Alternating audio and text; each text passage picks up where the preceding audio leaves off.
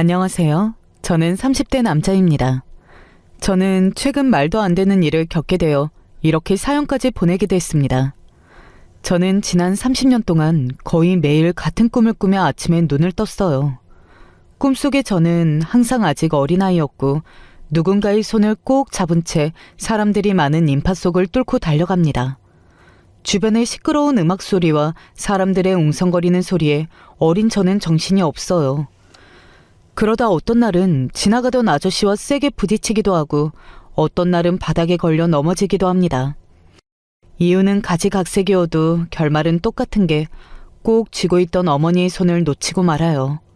그러다 주변에 있던 모든 사람은 다 사라지고 저만 혼자 바닥에 주저앉아 있어요. 엄마, 나 여기 있어요. 엄마 어디 가요? 나 여기 있잖아요. 바닥에 넘어진 채 멀어져가는 어머니의 뒷모습을 바라보며 나 여기 있다고 연신 소리를 쳐서 부르지만 앞서가던 어머니는 뒤를 돌아보지 않습니다.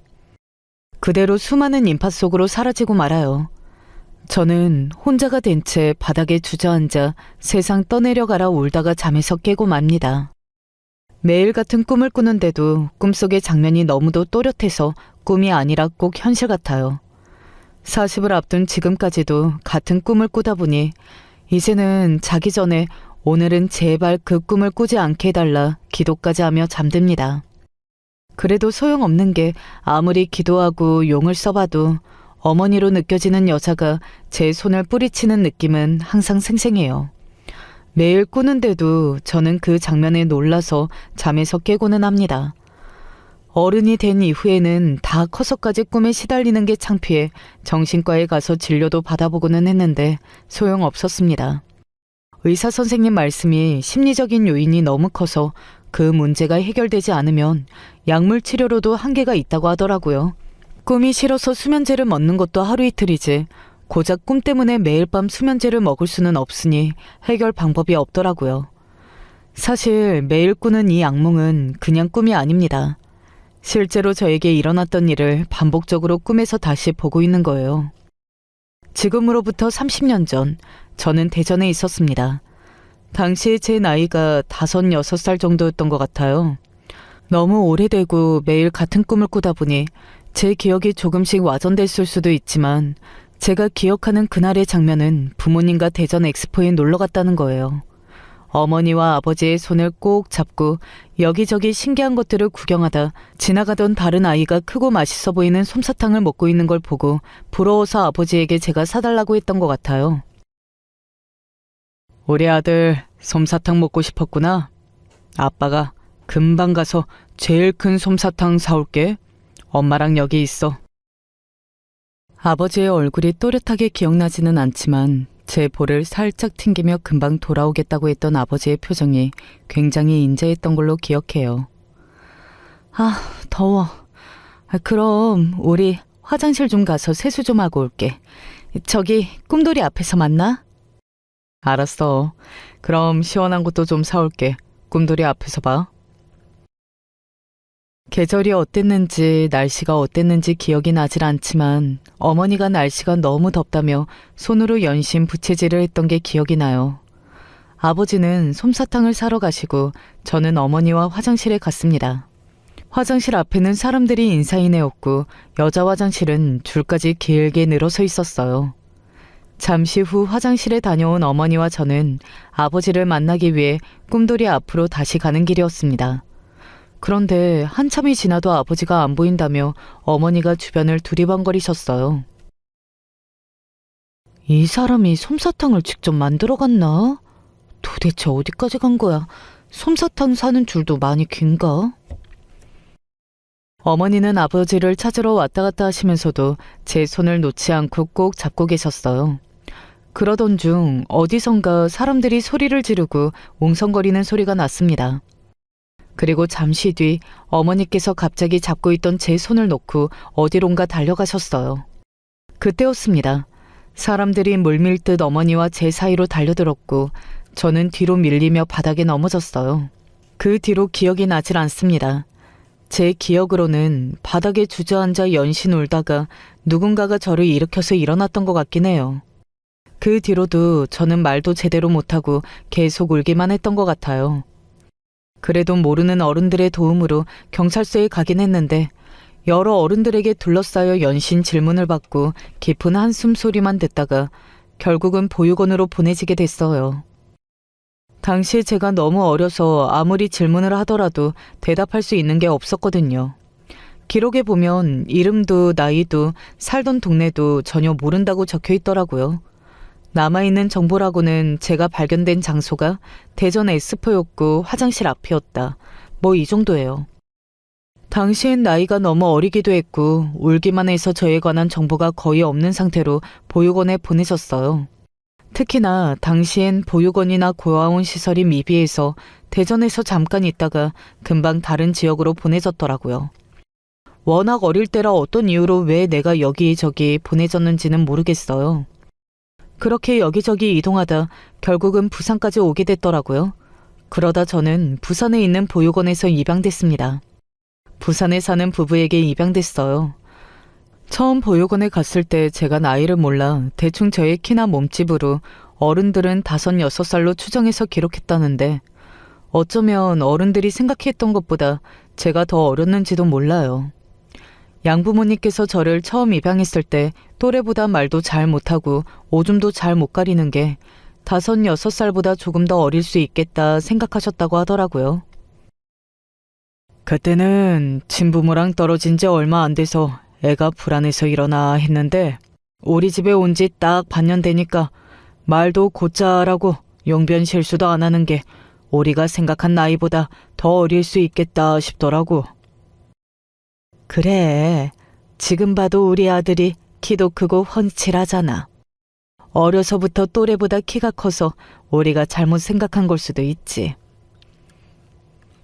양부모님은 좋으신 분들이었어요. 두 분 다 저를 입양했을 당시 연세가 이미 40이 넘었을 때였습니다. 결혼하고 10년 넘게 아이가 생기지 않아 포기하려던 차에 저를 만나게 돼서 입양하게 됐다고 하시더라고요. 지금이야 40이 넘어서도 아이를 낳고 키우는 게 흔한 일이 됐지만 저희 부모님 세대만 해도 흔한 일은 아니었어요. 더군다나 양어머니는 몸도 약하신 편이라 한참 말 안 듣고 손이 많이 가는 5, 6살짜리 아들을 키운다는 게 쉬운 일은 아니었죠. 거기다가 저는 친부모님을 잃어버린 일로 충격이 컸어요. 입양되고 나서도 매일 밤 울며 엄마 아빠에게 가겠다고 울었답니다. 그러니 양부모님이 정말 좋은 분들이에요. 보육원에 있을 때부터 친부모님을 찾으며 울고불고 하는 통에 보육원 분들이 고생이 많았다고 하시더라고요. 밤에 잠도 안 자고 매일 우니까요. 그래서 양부모님이 저를 입양하겠다고 했을 때 보육원 원장님도 걱정돼서 여러 가지 당부를 하셨다고 합니다. 엑스포 당시에 부모를 잃어버린 아이라 당연히 금방 부모가 찾으러 올 줄 알았는데 아직도 연락이 없는 걸 보면 부모가 일부러 버리고 간 건 줄도 모르겠다는 생각이 들어요. 그런데 애가 엄마 손을 자신이 나서 잃어버린 걸로 기억하고 있으니 입양 가서도 오랜 시간 자기 친부모를 찾겠다고 할 줄도 몰라요. 어느 날 갑자기 부모가 찾으러 올 줄도 모르고요. 친부모가 어느 날 갑자기 찾아올 수도 있지만 영영 오지 않을 수도 있는 거잖아요. 지금 이 아이한테는 당장 부모가 필요한 거고요. 상황이 어떻든 지금 당장이라도 우리가 부모 노릇이라도 대신해 줄 수 있으면 우린 그걸로 만족해요. 당시에 보육원 원장님도 저를 입양 보내야 하나 말아야 하나 고민이 많았는데 양부모님이 워낙 좋으신 분들이라 저를 입양 보내기로 결정하셨답니다. 양아버지 말씀대로 올지 안 올지도 모를 부모 때문에 제가 좋은 부모의 사랑을 받을 수 있는 기회를 놓치게 할 수는 없으니까요. 제가 보육원을 이동해 다닐 때 제 정보를 세세하게 기록한 이유도 경찰에서는 금방 부모님이 저를 찾으러 올 거라고 확신했었기 때문입니다. 그런데 시간이 지날수록 경찰과 보육원 원장님은 제 기억이 왜곡되었고 제 친부모가 저를 버리려고 작정하고 엑스포에 온 거라고 단정했어요. 그럴만도 하죠. 그날 바로 친부모가 경찰에 신고만 했어도 제가 어디에 있는지 찾아낼 수 있었을 텐데 제가 대전의 보육원 여기저기를 배회하고 다닐 때까지도 신고 한 통이 없었던 걸 보면 부모가 저를 버리겠다고 작정한 걸로 보일 수밖에 없었죠. 저는 그렇게 제 나이, 이름도 모른 채 양부모님과 함께 살게 됐습니다. 양부모님과 사는 동안 저는 행복했어요. 오랜 시간 자식을 기다렸던 분들이라 그런지 저를 진심으로 대하여 친자식처럼 키워주셨죠. 제 기억에 처음 양부모님이 사시던 집이 아파트였어요. 집도 좋고 양부모님도 자상했지만 저는 적응하는 데 시간이 꽤 걸렸던 것 같아요. 저는 그 모든 상황이 낯설기만 했습니다. 부모님과 헤어져 갑작스레 보육원에 가게 된 것도 적응하기 힘들었는데 새로운 부모에게 입양됐다고 처음 보는 사람들과 처음 보는 집에서 가족으로 살아야 한다는 게 어린 저에게는 쉬운 일은 아니었죠. 그런 저를 양부모님은 많이 걱정하셨습니다. 제가 자꾸만 방에서 나오지도 않고 밥도 잘 먹지를 않았대요. 그러다 제가 기척도 없이 조용하다 싶어서 방문을 열어보면 어디로 갔는지 제가 방에 없었답니다. 어머? 얘가 말도 없이 어디로 간 거야? 여보, 여보, 준석이가 방에 없어요. 좀 찾아봐요. 뭐라고? 밖에 나가는 소리를 듣지를 못했는데 무슨 소리야? 준석아, 준석아! 양부모님께서 지어주신 이름은 준석이었어요. 하지만 그 이름이 낯설기만 했던 저는 아무리 양부모님이 준석이라고 소리를 쳐도 대답하지 않았습니다. 그 이름은 그 대골처럼 넓고 깨끗했던 집만큼이나 낯설었으니까요. 준석아, 여기 있었어? 위험하게 여기 혼자 있으면 어떡해? 엄마 아빠가 걱정했잖아. 제가 밖으로 나간 흔적은 없으니 아버지께서 집안 구석구석을 찾다 보면 항상 베란다 구석에 몸을 쭈그리고 앉아 창밖만 바라보고 있었대요. 양부모님은 그런 제 모습을 보는 게 많이 힘드셨다고 하더라고요. 아마 저도 양부모님과 그 집이 낯설고 무섭게 느껴져서 그랬겠지만 지금 생각하면 그때 내가 왜 그랬을까? 부모님께 너무 죄송해요. 그래도 양부모님이 대단하신 게 제가 대답도 안 하고 밥도 안 먹고 멋대로 하는데도 언제나 저를 기다려주시고 따뜻한 눈빛으로 바라봐 주셨습니다. 더군다나 양부모님께서는 저를 위해 이사까지 하셨어요. 한창 뛰어놀 나이에 제가 친구도 없이 집에만 있는 게 안쓰러웠던 양부모님은 일부러 마당이 넓은 집으로 이사도 하셨어요. 이사한 집은 바다랑도 가까워서 아버지와 저는 자주 낚시도 가고 수영도 하러 가고는 했습니다. 아버지와 어머니와 시간을 많이 보내게 되면서 차차 제가 마음을 열고 부모님과 진짜 가족이 되기 시작했던 것 같아요. 아직도 기억이 나는 게 초등학교 입학하던 날 학교에 가는 게 너무 어색하고 무서워서 교실에 들어가기 싫다고 아버지와 어머니 등 뒤에 숨어 있었던 게 기억이 나요. 입양되고 몇 년 동안 양부모님과 셋이서만 생활을 하다가 아이들과 선생님과 함께 지내야 한다는 게 겁이 나서 학교에 안 가고 부모님과 집에만 있고 싶다는 생각을 했어요. 그 정도로 어느새 저는 양부모님을 보호자로 의지하고 있었던 거죠. 그렇게 가족이 된 양부모님과 저는 다른 가족들과 다를 것 없이 평범하게 살아갔습니다. 물론 가끔 속상한 순간도 있었어요. 양부모님의 다른 가족 중 저를 달가워하지 않으시는 분들도 있었거든요. 특히나 양아버지의 가족들이 저를 불편하게 생각했습니다. 제가 입양됐을 당시에도 할아버지께서 연세가 많았어요. 거의 90세가 다 되셨었죠. 그러다 보니 멀쩡한 아들이 보육원에서 손주를 입양했다는 걸 좋아하지 않으셨어요. 저를 볼 때마다 대놓고 없는 아이 취급하거나 손주로 인정하지 않으셨습니다. 살아계신 동안 제 이름을 부르거나 저에게 말도 한번 거신 적이 없어요. 어린 나이에도 눈치가 있어서 저는 할아버지나 아버지의 다른 형제들이 저를 달가워하지 않는다는 걸 진작 알고 있었죠. 그래서 아버지도 저를 가족들이 있는 자리에 잘 데려가지 않으셨어요. 제가 상처받는 게 싫어서요. 하지만 집안에 중요한 행사가 있을 때는 피할 수가 없었습니다. 결혼식이나 명절 같은 큰 행사 때는 저도 참석해야 했죠. 그런데 한 번은 큰일이 있었어요. 그날은 명절이었던 걸로 기억해요. 아버지 댁이 기독교라 제사를 지내지 않고 가족들이 아침상에 둘러앉아 추도식을 지냅니다. 할아버지께서 교회 장로라 기도도 하고 설교 말씀도 하시며 추도식을 간단하게 진행하는데 하필 그날 손주들에게 성경의 구절을 한 줄씩 읽으라고 했습니다. 8명 정도 되는 손주 손녀의 이름을 나이 순서로 한 명 한 명 다 부르시면서요. 그런데 제 순서가 됐는데도 할아버지께서 저의 이름을 부르지 않으셨어요. 사실 저도 기대했습니다. 제 순서에 할아버지께서 제 이름을 불러주시기를요. 그런데 저를 건너뛰고 저보다 나이가 어린 동생 이름을 부르자 아버지께서 참지 못하고 자리에서 벌떡 일어나셨습니다. 그러더니 할아버지께 소리를 지르셨어요. 아버지, 우리 준석이 이름은 왜 안 부르세요? 준석이 자리잖아요. 나이가 헷갈리신 거예요? 아버지께서 그렇게 흥분하신 모습은 처음 봤습니다. 아마 아버지 당신의 이름을 부르지 않았다면 저렇게까지 화를 내시지는 않았을 거예요. 제 일이라 그렇게 흥분하신 걸 겁니다. 제가 본 아버지는 무슨 일이 있어도 절대 언성을 높이거나 얼굴을 붉히는 분이 아닌데 저 때문에 할아버지께 처음으로 화를 내신 거죠. 준석이? 한 번도 불러본 적이 없어서 그런가 내가 저 아이 이름도 모르고 나이도 모르고 있었구나. 근데 내가 내 핏줄도 아닌 녀석 이름이랑 나이까지 알아야 하는 거냐? 제가 초등학교 때였는데 그날 일은 아직도 생생하게 기억이 나요.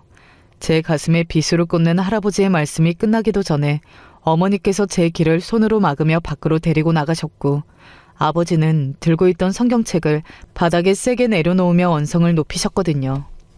준석이 제 아들이에요. 제가 마음으로 낳은 제 친아들이라고요. 그럼 당연히 아버지 손주 아니에요? 제가 세상에서 제일 사랑하는 제 아들 인정해 주시지 않으시면 저도 아버지 보고 싶지 않습니다. 우리 준석이 손주로 인정해 주실 때까지 저도 이 집엔 오지 않을 테니 그런 줄 아세요. 어머니의 품에 안긴 채 귀까지 막고 있어서 아버지께서 정확히 무슨 말을 했는지 모르지만 나중에 커서 어머니께 들으니 아버지께서 할아버지가 저를 인정해주지 않으면 더는 본가에 오지 않겠다고 하셨다고 하더라고요. 아버지는 정말로 그날 이후 할아버지께서 돌아가시기 직전까지 그 집에 가지 않으셨습니다. 할아버지께서 병원에 계실 때 저를 데리고 병문안은 가셨어요. 그리고 그때 처음으로 할아버지께서 제 손을 잡아주셨죠. 할아버지께서 저를 손주로 인정하신 건지 아니면 죽음이 가까워지자 측은지심이 생겨 저에게 미안한 마음이 조금이라도 생기신 건지는 모르지만 그날 저도 할아버지를 용서하기로 했습니다. 할아버지가 저에게 한 막말 정도는 웃어 넘길 정도로 아버지는 저에게 좋은 분이었으니까요. 아버지와 어머니 그리고 제 사이에는 눈에는 보이지 않아도 가족 이상의 유대감이 끈끈하게 만들어져 있었어요. 양부모님이 조건 없이 사랑으로 저를 키워주신 덕분에 저도 부모님을 무한으로 신뢰하고 사랑했어요. 우리나라에서 입양아로 산다는 게 꽤 쉬운 일이 아니기에 가족끼리 똘똘 뭉치지 않으면 견디기 쉽지 않은 순간이 있거든요. 세상에는 남의 일에 관심도 많고 간섭하는 사람들도 참 많아요. 제가 학년이 올라갈수록 다른 부모님보다 연세가 많으신 양부모님을 보고 개념 없이 저희 친부모님이 맞냐고 묻는 친구들도 종종 있었습니다. 안녕하세요. 헐, 준서가 너 할아버지랑 같이 살아? 할아버지가 엄청 젊으시다. 아버지라고 하기에 또래 친구들 아버지보다 연세가 많으시다 보니 아버지를 만난 친구마다 아버지인지 할아버지인지 헷갈려 있어요. 할아버지 아니고 우리 아버지야. 진짜? 죄송해요, 아저씨. 저는 준석이 아버지인가? 좀 긴가민가 해서 정말 죄송합니다. 아니야. 우리 준석이가 늦게 본 귀한 우리 집 늦둥이라 우리가 나이가 많아. 앞으로도 준석이랑 사이좋게 지내고 집에 자주 놀러와.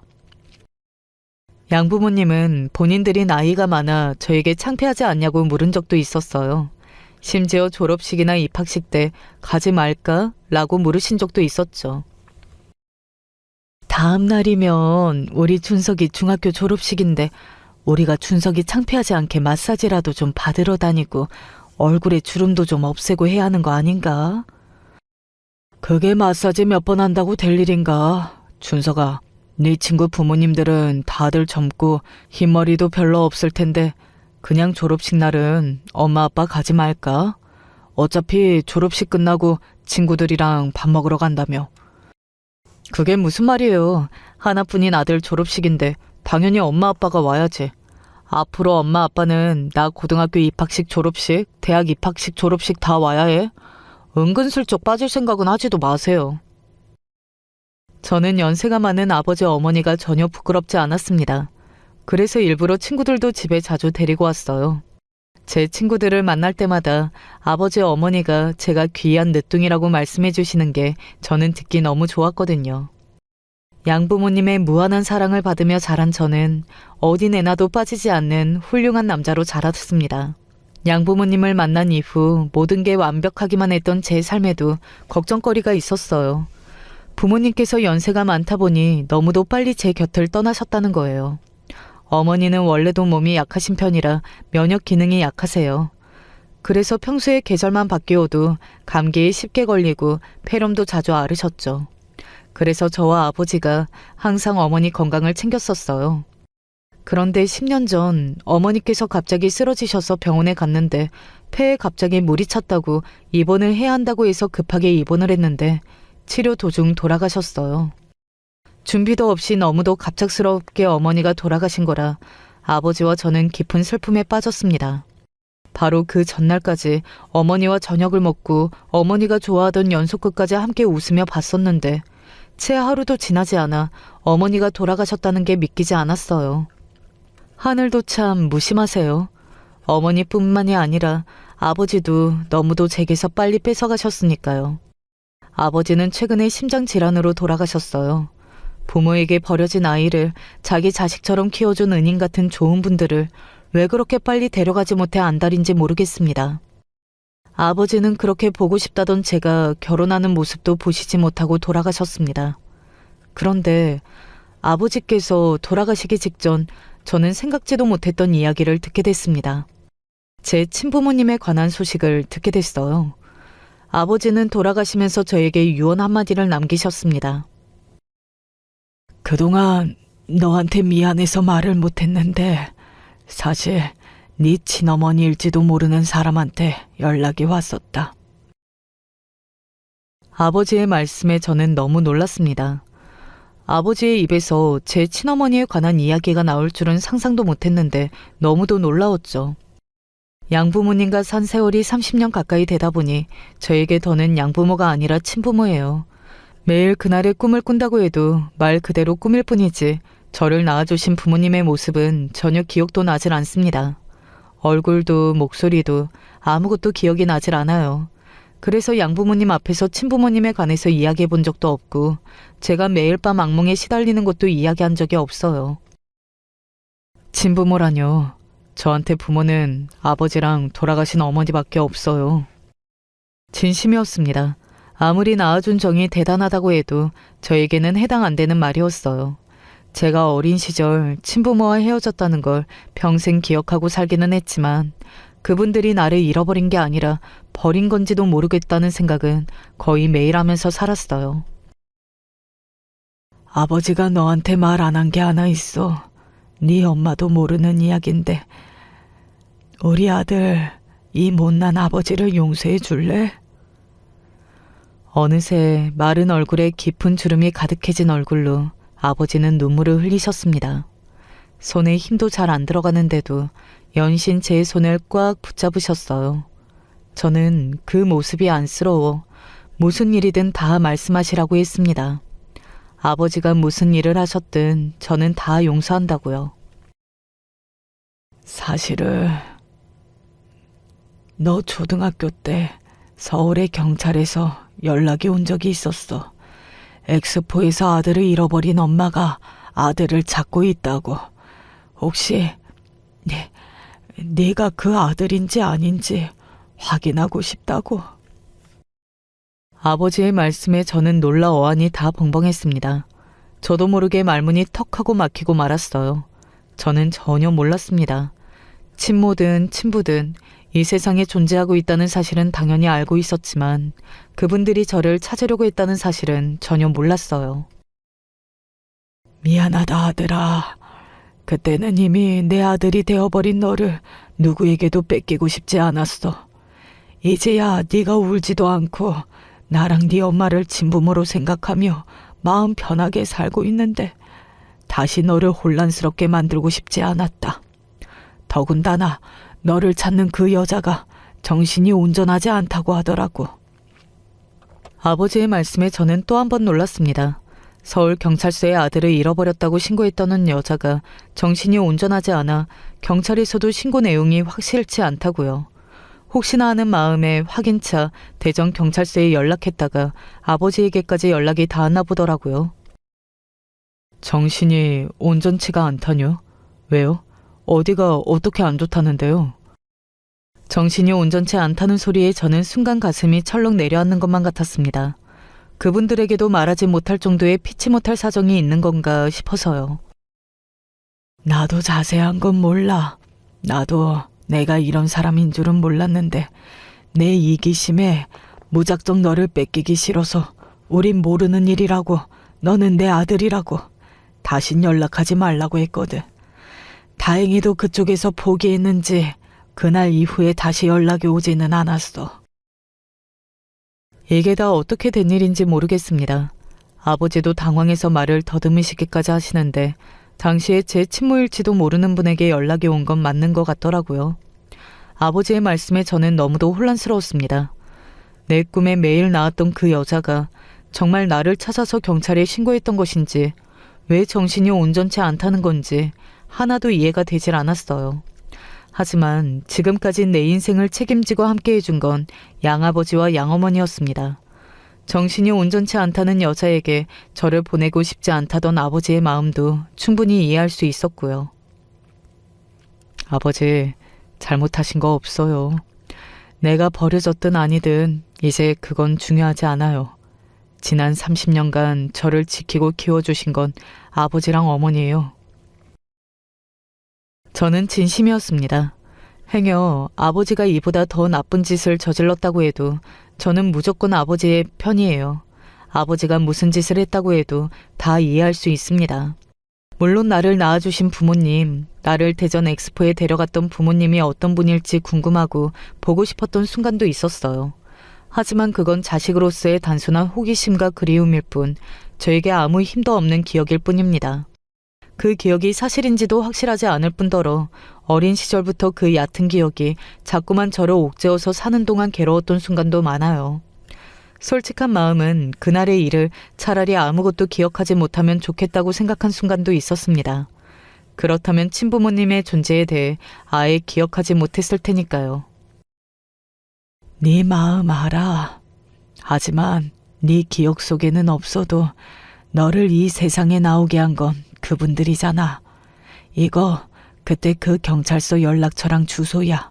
아버지도 죽으면 너한테 가족이라고는 그분들 뿐인데 꼭 찾아뵙고 인사드려. 우리 아들 이렇게 훌륭하게 장성한 거 보시면 뿌듯해 하실 거다. 그리고 만약에 부모님을 만나게 되면 그때는 이 아버지가 너무 죄송했다고 꼭 전해주렴.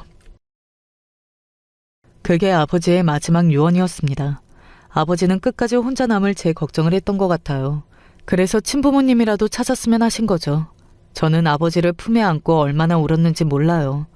그 좋으신 분이 이런 힘든 비밀을 혼자 껴안고 그동안 얼마나 힘드셨을지를 생각하면 제 마음이 미어지는 것만 같았습니다. 아버지 장례를 치르고도 저는 몇 달을 고민했습니다. 세월이 30년이나 지났는데 아버지의 말대로 제 친부모를 찾는 게 옳은 일일지 아닌지 고민이 됐거든요. 그런데 아버지의 마지막 말이 자꾸만 가슴에 걸렸습니다. 이렇게 잘 자란 저를 친부모님께서도 보시면 뿌듯해하시고 좋아하실 거라는 걸 말이에요. 양부모님은 제가 공부를 못할 때도 잘할 때도 저에게 좋은 일이 있을 때도 안 좋은 일이 있을 때도 언제나 저를 사랑으로 대해주셨어요. 좋은 일이 있을 땐 다 같이 모여 축하를 하고 힘든 일이 있을 땐 다 같이 한 침대에 누워 시답지 않은 농담을 하며 별일 아니라는 듯 웃고 떠들다 그 근심을 잊게 해주셨습니다. 그럴 때마다 저는 복이 많은 사람이라고 생각했어요. 피도 안 섞인 나를 이렇게 사랑해 주실 수 있구나. 정말 좋으신 분들이라고 생각했는데 두 분도 제가 잘하는 모습을 보며 매일 즐거워하시고 뿌듯했다고 하시니 그 또한 저에게 깨달음이었습니다. 양아버지는 그런 뿌듯함을 친부모에게도 느끼게 해드려야 한다고 하신 거죠. 저는 고민 끝에 친부모님을 찾기로 했습니다. 저는 곧바로 서울로 올라가 아버지가 말씀하신 경찰서로 찾아갔어요. 그리고 당시 상황을 전했습니다. 그러자 다행히도 그때 상황을 기억하는 경찰들이 있었어요. 몇 가지 자료를 찾더니 당시에 저를 찾던 여자분이 김복희 씨라는 걸 알게 됐습니다. 그리고 현재 김복희 씨가 사는 동네가 그곳에서 멀지 않다는 것도 알게 돼 그 동네 경찰서로 가게 됐습니다. 김복희님, 제가 잘 알죠. 이 동네에서만 40년을 넘게 사신 분인데 상황이 좀 딱해요. 병원에서 깨어나자마자 아들 찾겠다고 동네방네 난리를 치고 다니시는데 당시에 김복희님도 가족도 없이 혼자라 도와줄 수 있는 사람이 없어서 상황이 좋지가 않았거든요. 알고 보니 저를 낳아주신 부모님일지도 모르는 분들은 내내 서울에 사셨답니다. 그런데 무슨 이유에서인지 김복희라는 분은 오랫동안 병원에 입원해 계시다가 깨어나신 거래요. 그러고도 다른 가족도 없이 저를 찾아다니신 거라고요. 그때까지는 김복희라는 분이 진짜 제 어머니인지 아닌지는 모르는 상황이었지만 경찰에게 들은 정황만으로는 제 어머니가 맞는 것 같았어요. 김복희라는 분이 대전 엑스포에서 아들을 잃어버렸고 그때 찍은 사진을 경찰에 맡겼는데 사진을 보니 제가 맞는 것 같더라고요. 사실 사진을 보자마자 사진 속 아이가 제가 맞는다고 생각했지만 애써 저는 아닐지도 모른다고 마음을 속였습니다. 아직 어떤 분들인지도 모르는데 미리 상처받고 싶지 않아서요. 저는 애써 마음을 감추며 경찰을 따라 김복희 씨 집으로 갔습니다. 연락드려서 이쪽으로 오시라고 해도 되지 않을까요? 제가 갑자기 집으로 찾아가면 놀라실 것 같은데. 저는 연락도 없이 갑자기 찾아가는 게 아무래도 마음이 쓰여 이야기했는데 경찰이 하는 말이 놀라웠습니다. 김복희라는 분에게 핸드폰이 없답니다. 가시기 전에 마음의 준비를 좀 하셔야 할 거예요. 현재 김복희 씨 상황이 좀 좋지가 않거든요. 남편분 말로는 다시 병원에 입원시킨다는 말도 있고 암튼 그래도 그쪽 분이 김복희님 아드님이 맞으시면 좋겠네요. 그래야 김복희 씨 상황이 좋아지실 것 같아서요. 경찰의 말에 저는 가는 길 내내 걱정이 됐습니다. 어머니일지도 모르는 분에게 뭔가 좋지 않은 일이 있는 것 같아서요. 그런데 잠시 뒤 왜 그렇게까지 경찰이 걱정했는지 바로 알겠더라고요. 김복희님께서 사신다는 집에 도착했을 때 저는 충격적인 장면을 보고야 말았습니다. 정말 이런 곳에 사람이 사나 싶을 정도로 허름한 반지하 방에 거의 부서지다시피 낡은 현관문이 활짝 열려 있었고 집안에서 남자가 고함을 지르는 소리가 밖에까지 다 들렸습니다. 이 옆은 내가 또 아침 대바람부터 지랄하고 앉았네. 너는 이래서 안 된다니까? 넌 맞아야 정신을 차려. 남자의 고함과 뭔가 쏟아지듯 부딪히는 소리에 놀란 저는 문이 열린 집 안으로 벌컥 들어가려다 이내 우뚝 자리에 멈춰섰습니다. 내가 이 집에 들어갈 자격이 있나 싶어서요. 그런데 그때 제 옆에 있던 경찰이 익숙하다는 듯 한숨을 푹 쉬며 집 안으로 들어가더군요. 그러더니 한다는 말이 기가 막혔어요. 이수명 씨, 또 김복희 씨한테 소리 지르시는 거예요? 한 번만 더 이러시면 제가 잡아간다고 했죠? 경찰의 말에 놀란 저는 슬쩍 집으로 들어가 안의 상황을 확인했습니다. 무슨 상황인지는 몰라도 확실히 한 가지 알 수 있는 건 남자가 김복희, 내 어머니일지도 모르는 분을 때리려고 했다는 겁니다. 심지어 경찰의 반응을 보니 처음 있는 일이 아닌 것 같았죠. 그 순간 저는 여러 가지 감정이 들었습니다. 저 여자가 정말 내 어머니가 맞는 걸까? 설마 나의 생물학적 아버지일지도 모르는 저 남자가 나를 낳은 어머니를 평소에 때리고 있던 걸까? 하는 복잡한 감정이 들었습니다. 그 짧은 시간에 마냥 나를 낳아준 사람들이 이런 형편없는 집에서 하루하루 버티며 힘들게 살아가고 있는 거라면 나는 지금 어떻게 해야 하는 걸까 고민이 됐습니다. 그때였어요. 안쪽에서 경찰관이 저를 다급하게 부르는 소리가 들렸습니다. 저기요. 여기 안에 들어와서 저 좀 도와주시겠어요? 이수명 씨가 말을 안 들으시네요. 머리와 달리 저도 모르게 몸이 빠르게 반응하더니 어느새 제 발은 방 안으로 들어가고 있었습니다.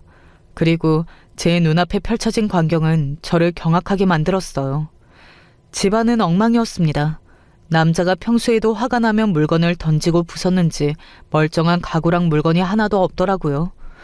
도대체 저 남자는 어떻게 생겨먹은 인간이길래 같이 사는 여자에게 저런 짓까지 할 수 있는 건지 모르겠어요.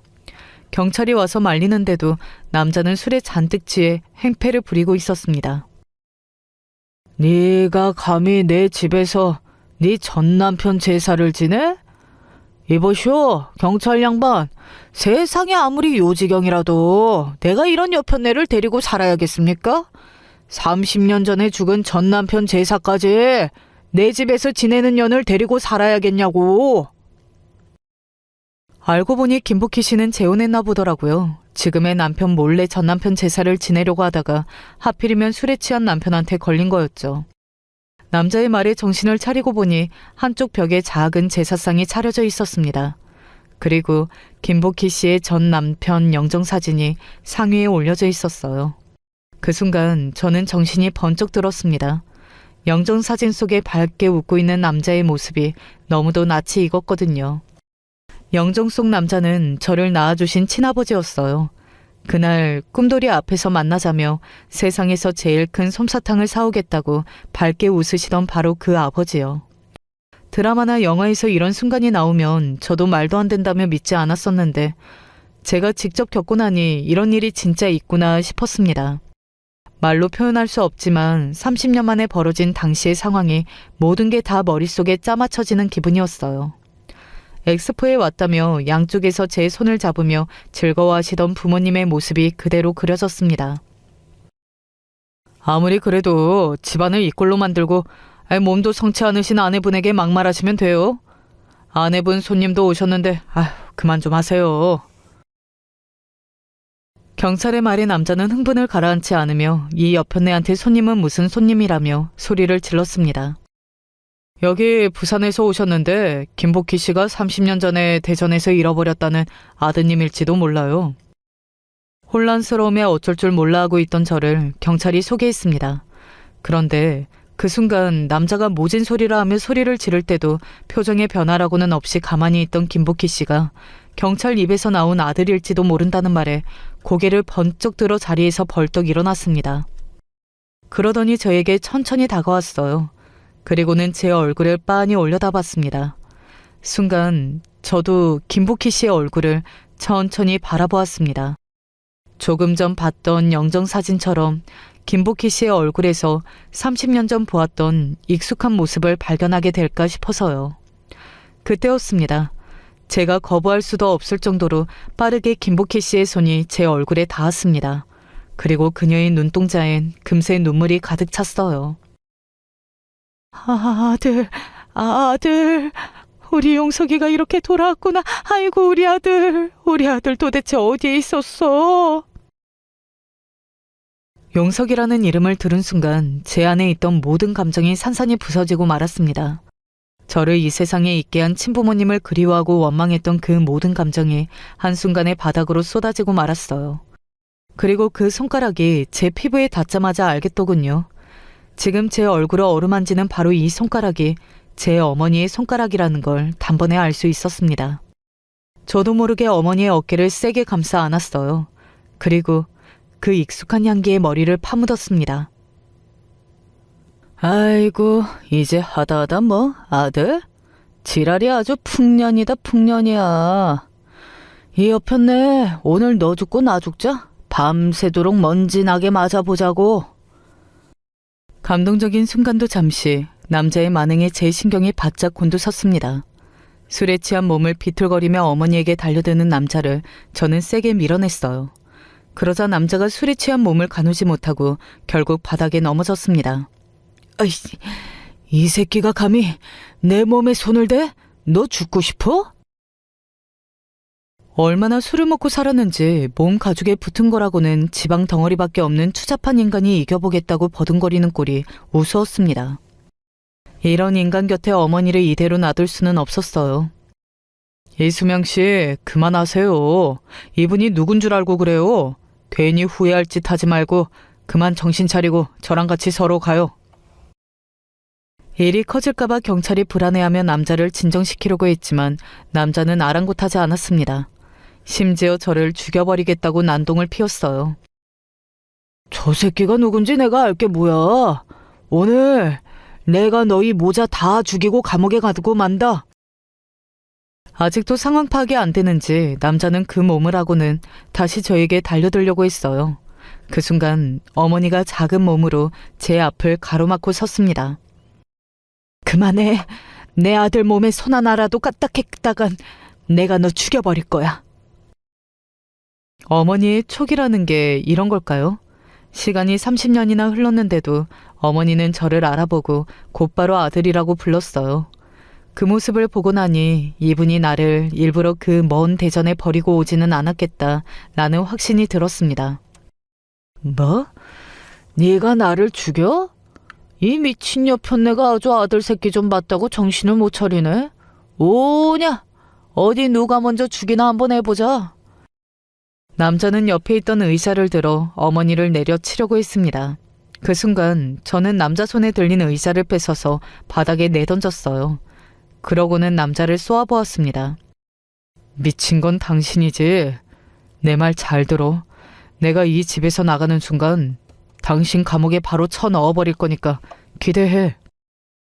하하하하, 이거 아주 웃기는 새끼네. 네가 뭔데 나를 감옥에 쳐넣어? 이런 미친놈을 봤나? 이수영 씨, 그만하세요. 이러다 정말 당신 감옥 가요. 김복희 씨 아드님, 대한민국 검사라고요. 뭐야? 그 검사? 이 여편네 아들놈이 검사라고? 아니, 말도 안 돼. 30년 전에 잃어버린 놈이 무슨 수로 검사가 돼? 남자는 애써 당당한 척 소리를 높였지만 제가 검사라는 소리를 듣자마자 이미 목소리는 떨리고 있었어요. 네, 맞아요. 저는 양부모님께서 훌륭하게 키워주신 덕분에 검사가 됐습니다. 아이고, 우리 아들이 검사라니. 내가 없이도 이렇게 훌륭하게 자랐네. 자랐어. 기특하다. 정말 기특해.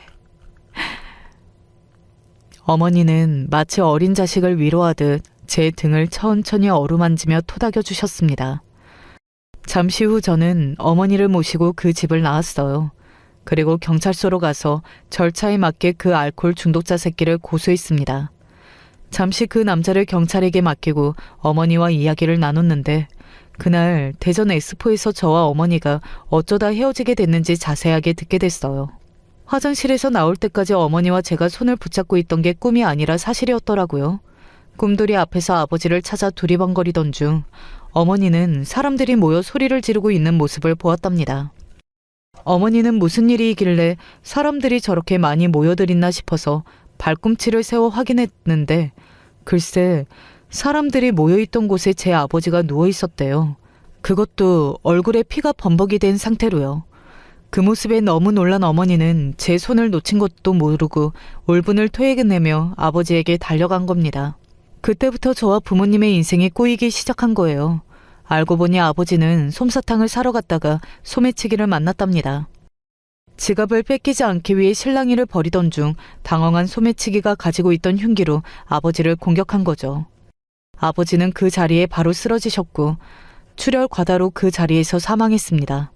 그리고 그 모습에 충격을 받은 어머니는 그 자리에서 쓰러지신 거예요. 저는 어려서 몰랐는데 당시에 어머니께서 지병이 있으셨답니다.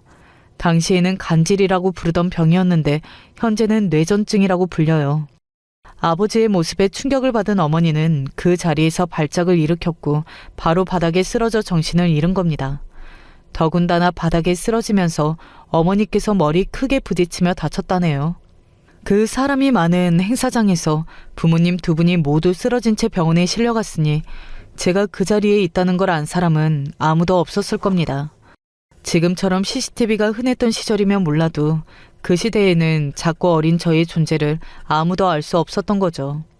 그렇게 병원에 실려간 어머니는 반년이 넘게 병원에 혼수 상태로 계셨고 그 이후로 정신을 차리고 나서도 기억이 제대로 돌아오지 않아 내내 중환자실에 계셨답니다. 아버지의 사망과 어머니의 병증으로 병원에서 조부모님께 연락했지만 아버지는 이미 돌아가신 상태고 어머니는 중환자실에 있던 상태라 조부모님께서는 부모님이 도저히 저를 어디서 잃어버린 건지 알 수가 없었던 거죠. 조부모님께서는 급한 대로 제 이름과 나이로 실종 신고를 하셨대요. 하지만 저는 제 이름도 나이도 모르는 상태였고 심지어 대전에서 부산으로 이동까지 했으니 저를 찾으려고 해도 찾을 수가 없었던 겁니다. 그러다 몇 년 후 정신이 돌아온 어머니께서 저를 잃어버렸다는 것을 기억해내고 저를 찾기 위해 신고를 했습니다. 대전 엑스포에서 저를 잃어버렸다고요. 그때 경찰이 저희 양아버지에게 연락한 겁니다.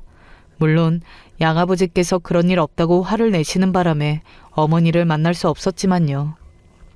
당시에 어머니께서 정신이 돌아오긴 하셨지만 아버지의 죽음과 제 실종으로 전과는 달리 상태가 온전치 않다 보니 어머니의 가족들이 어머니를 감당하기 힘들었대요. 정신이 돌아오고 나서 너를 잃어버렸다는 생각에 나한테 너무 화가 나고 미워서 심하게 자책했어. 정말 죽을 생각도 여러 번 했다니까. 어머니는 저를 잃어버렸다는 죄책감에 스스로 아프게도 하고 목숨을 끊으려고까지 하셨대요. 그런 모습이 걱정되셨던 조부모님이 정신병원에 입원까지 시킬 정도로요. 그러다 조부모님까지 모두 다 돌아가시게 되자 어머니는 정말 혼자가 되어버렸답니다. 너무 외롭고 힘들어서 견딜 수가 없었대요. 그러다 술에 손을 대게 된 거예요.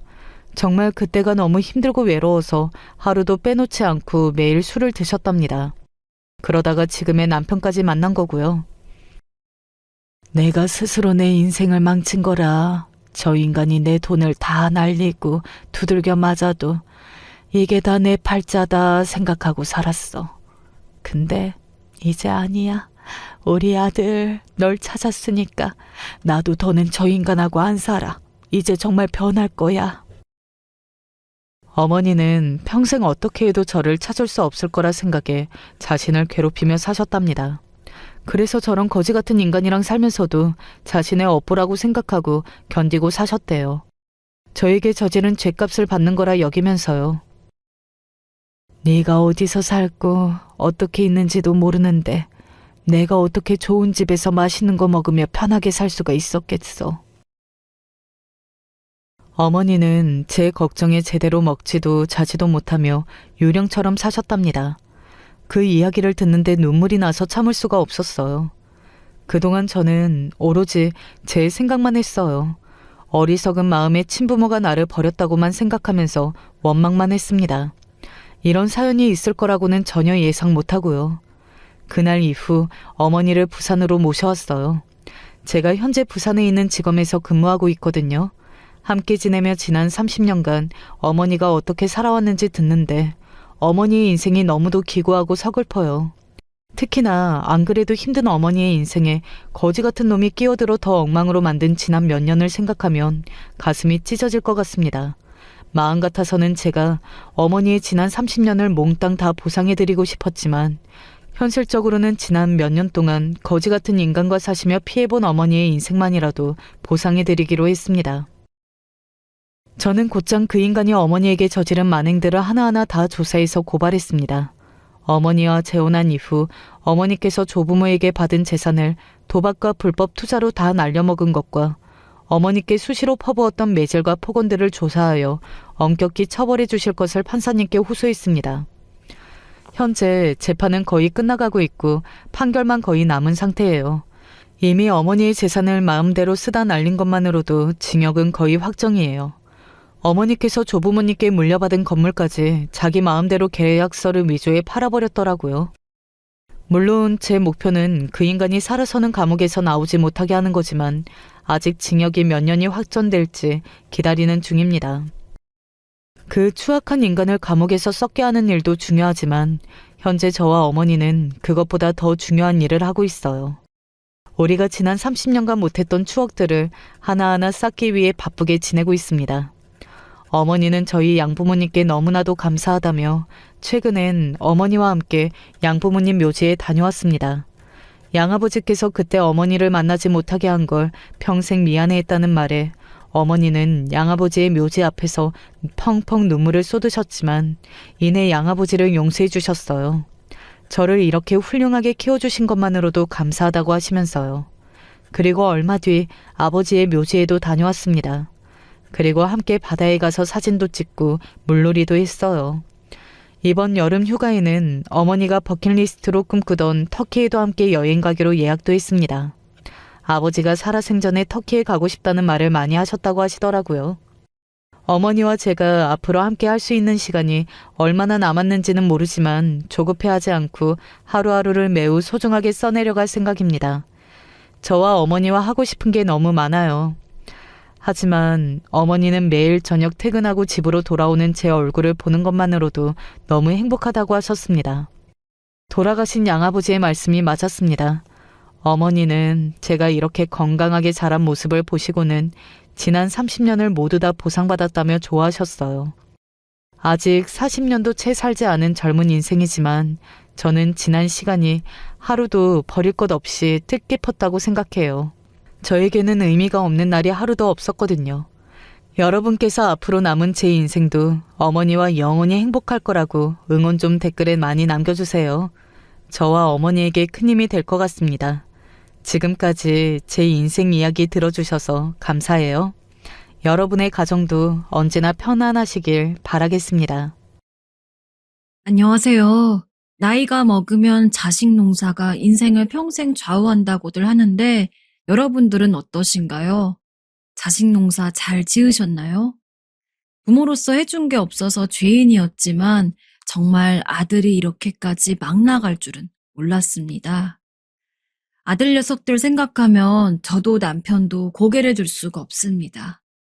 잘해보려고 했던 사업이지만 결국 사업이 그렇게 잘 되지 않아서 어린 시절 어찌 보면 가장 예민하고 힘들 수도 있을 시기를 제 아들들은 제대로 된 지원 하나 받지 못한 채 학생 생활을 해야 했거든요. 다른 집 애들은 부모님이 맛있는 것도 사주고 자식들 잘 되라고 돈 써서 공부도 양껏 시켜주는데 자식들로서 부모가 원망스러울 수 있을 거라고 생각해요. 제가 아들 녀석들 입장이었어도 그랬을 테니까요. 그 어느 때보다도 평온해야 할 나이인데 집안에 붙은 가압류 딱지 때문에 온 가족이 길거리에 나앉을 뻔한 적도 있었고 남편이 사업 때문에 얻은 빚으로 인해서 사채업자가 찾아온 적도 있었습니다. 심지어 제 아들들이 다니는 학교를 알아내고서 당신들 돈 안 갚으면 내가 당신 아들들 학교 찾아갈 거야. 알았어? 라고 협박을 한 적도 있었습니다. 그런 힘든 상황에서 어찌저찌 급한 불을 꺼가며 어렵게 살아나갔습니다. 배 아파서 낳은 소중한 자식들에게 부모로서 해줄 것이 없다는 게 얼마나 비참하고 처참한 기분을 느끼게 하는지 아마 저희 부부와 같은 상황에 처해보신 분들만 알 겁니다. 저희 스스로도 저희가 다른 부모들보다 부모 노릇을 제대로 하지 못하고 있다는 것을 누구보다 잘 알았거든요. 저희 자식들 제 새끼라서 하는 얘기가 아니라 정말로 저희 아닌 다른 부모 만났으면 뭐라도 크게 한 자리 차지했을 만큼 열심히 공부하고 똑똑한 애들이었습니다. 학교에 면담이라도 하러 갈 일이 있으면 선생님들이 늘 저희 애들 칭찬을 하면서 꼭 좋은 학교에 보내야 될 것 같다는 식으로 말을 하셨는데 그럴 때마다 웃었지만 현실적으로는 좋은 학교를 보낼 처지도 안 되는 저희 스스로가 너무 원망스러웠던 적이 많아요. 사업은 남편이 주도적으로 했지만 저 역시 부모로서 책임감이 있기 때문에 아이들에게 미안했던 건데 사실 아이들을 제외하고도 저희 없이 남편에게 참 많은 원망이 있었던 것 같습니다. 당신도 그냥 남들처럼 평범하게 회사 다니면서 일했으면 되잖아. 근데 왜 사업을 하겠다고 해서 우리를 이렇게 힘들게 하는 건데? 당신 때문에 정말 너무 힘들어. 참다 술을 마시고 남편에게 그런 이야기를 한 적도 있었습니다. 사실 자식들이 있는 이상 자식들이 가장 우선이긴 하지만 저도 저 나름대로 하고 싶은 것들이 있었거든요. 그렇게 큰 꿈도 아닙니다. 그냥 남들처럼 가끔씩 저녁에 가족들끼리 외식도 나가고 가족들이 바쁘면 친구에게 연락을 해서 간단하게 밥도 먹고 시간을 보낼 수 있는 그런 여유를 원했는데 남편의 사업 때문에 전 집안일을 하면서도 각종 부업들을 해야만 했습니다. 정말 말 그대로 한 푼이 아쉬웠거든요. 제가 일을 하지 않으면 정말 내 가족이 쫄쫄 굶어야만 했던 날도 있었습니다. 일찍이 결혼해서 아이들을 낳아 부모가 되긴 했어도 당시 저 역시 그렇게 많은 나이가 아닙니다. 부모가 되었다고 할지언정 여자로서의 그냥 인간으로서의 저를 포기하고 싶지도 않았기 때문에 제 모든 것을 포기하고 희생하며 오로지 가족들이 먹고 사는 거를 생각하고 아등바등 해야 한다는 게 절 무척이나 힘들게 했습니다. 이게 다 엄마랑 아빠 때문이야. 엄마랑 아빠만 아니었어도 되는데 내 인생 보상해. 보상하라고. 하지만 제가 남편을 원망했다고 하더라도 첫째가 저희를 원망하는 것만큼 크진 않았을 겁니다. 한 초등학교 저학년 시절까지만 해도 첫째 아들은 그 누구보다 착하고 얌전한 아이였어요.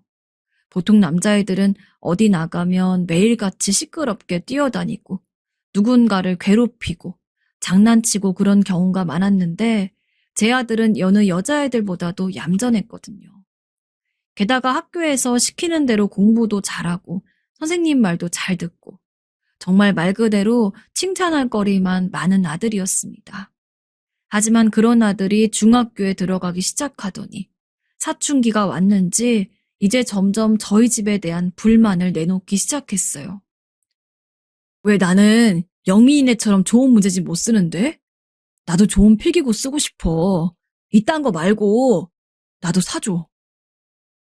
작게는 공부하는데 필요한 문제집 혹은 필기도구 등을 마음껏 사지 못한다는 것부터 시작했습니다.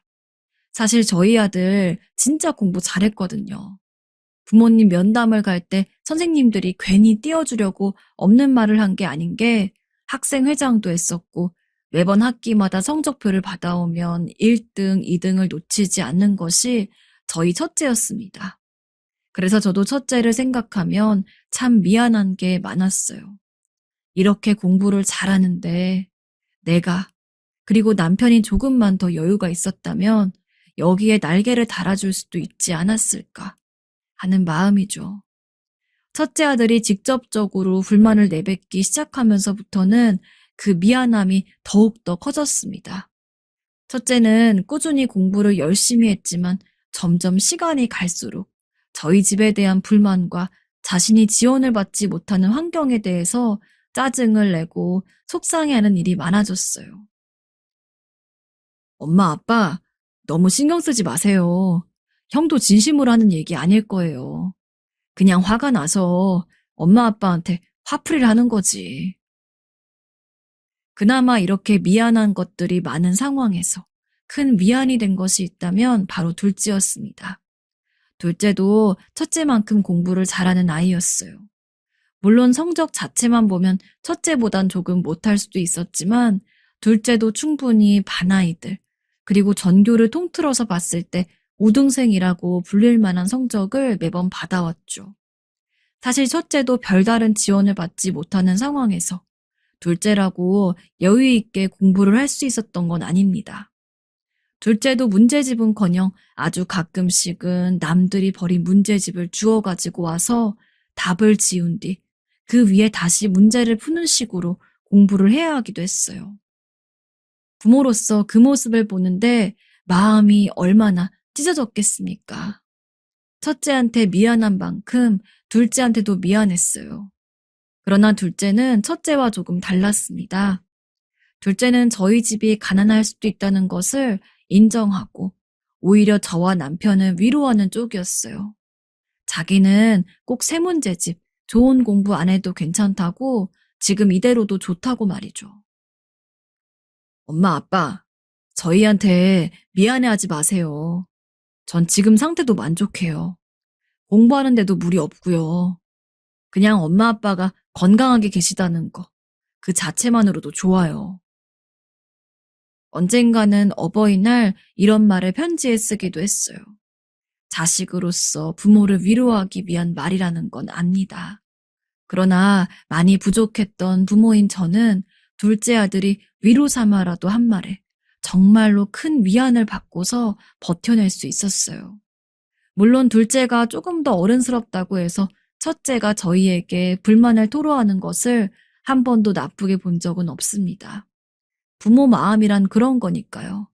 자식에게 못해준 것만 한없이 미안하고 잘해준 것은 생각이 나지 않는. 그리고 한편으론 나중에 첫째가 어른이 되면 저희를 이해해줄 거라고 생각했어요. 지금은 사춘기도 있고 아직 어리니까 그런 걸 거야. 나중에 어른이 된다면 우리의 상황을 이해해주겠지. 나중에 첫째는 꽤 이름이 있는 국립대에 갔습니다. 그러나 사실 첫째가 가고 싶었던 대학은 따로 있었어요. 그곳에도 붙었지만 국립대에 간 이유는 있었습니다. 바로 학비가 저렴하기 때문이었습니다. 저는 아들에게 학비 비싼 거 고민하지 말고 네가 가고 싶은 곳 가라. 비록 엄마랑 아빠가 다른 잘 사는 애들처럼 4년 내내 학비를 다 대주진 못하겠지만 그래도 도와줄 수 있는 데까지는 충분히 도와줄게. 라고 이야기를 했지만 제가 모르는 새에 남편이 첫째에게 저희 집안 사정을 은근히 얘기하면서 학비가 저렴한 곳으로 대학을 가라고 은연중에 넌지시 찔러 넣었나 봅니다.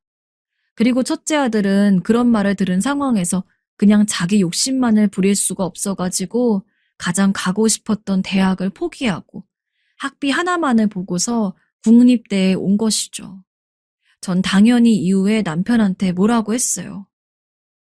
안 그래도 커가면서 해준 것도 얼마 없어가지고 미안해 죽겠는데 대학까지 그렇게 포기하게 만들면 어떻게 하란 말이야.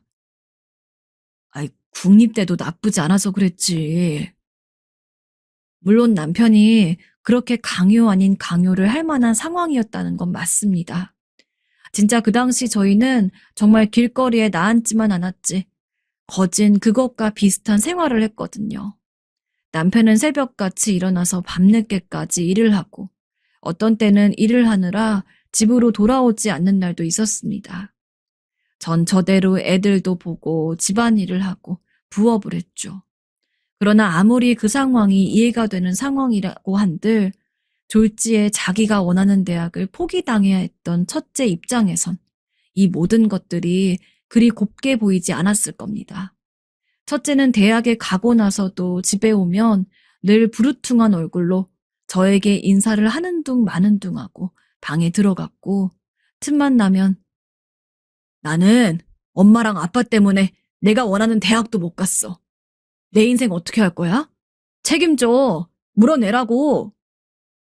라는 원망 섞인 말을 들어야 했습니다. 그래, 미안하다. 그럴 때마다 저는 죄인처럼 아무 말도 하지 못했어요. 부모에겐 너무 심하게 말하는 거 아닌가 라는 생각이 들기도 했지만 실제로 커가면서 저와 남편이 해준 것이라곤 끼니 때마다 밥을 차려주고 옷을 빨래해주고 그런 기본적인 것들밖에 없거든요. 공부는 오로지 첫째가 혼자 했고 대학도 혼자 갔습니다. 그런 상황에서 제가 부모라고 어떻게 고개 빳빳이 들고 뭐라고 하겠나요? 첫째가 대학을 다니면서 저희의 사이는 걷잡을 수 없이 벌어졌습니다.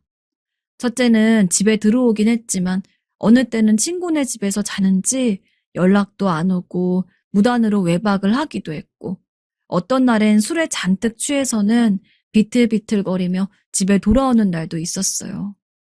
그럴 때마다 타일러 보지 않으려고 한 것은 아닙니다.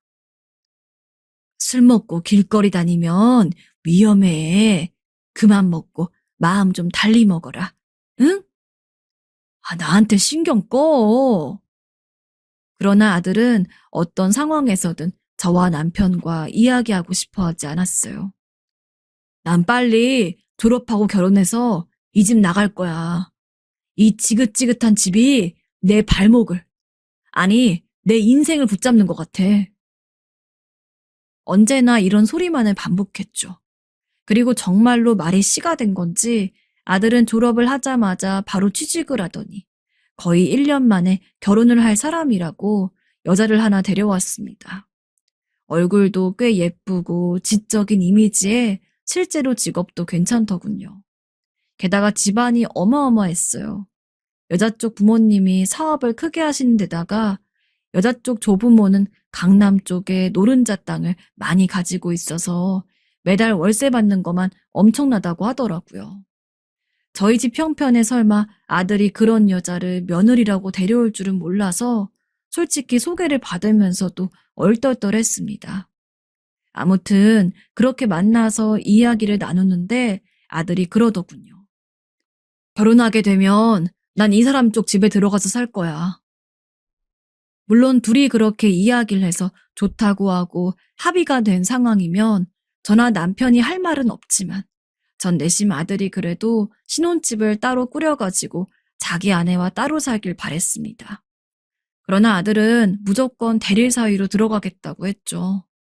아들이 그렇게까지 얘기하는데 제가 뭐 어떻게 하겠습니까?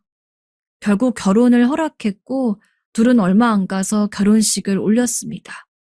혼주석에 앉아서 줄의 말씀을 듣는 아들을 보는데 참 감회가 새로웠어요.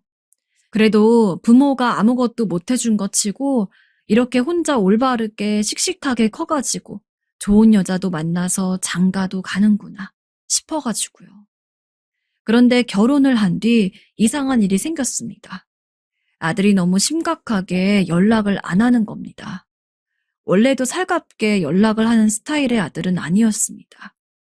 애초에 아무런 통보도 없이 외박을 하거나 새벽 늦게 들어온 적도 많으니까요. 하지만 그건 아직 분가를 하지 않은 상황이었기 때문에 그런 거라고 생각했습니다. 결혼하고 설마 몇 달에 한 번 정도는 먼저 연락을 하겠지라는 희망이 있었거든요. 근데 제 생일에도 남편 생일에도 심지어는 명절에도 연락 한 통이 없는 겁니다. 처음에는 그냥 바빠서 못하는 거겠지 하다가 매번 그런 상황이 지속되니까 이제는 무슨 일이 있나 싶었습니다. 그렇다고 해서 저나 남편이 전화를 하면 받냐? 그것도 아니었습니다.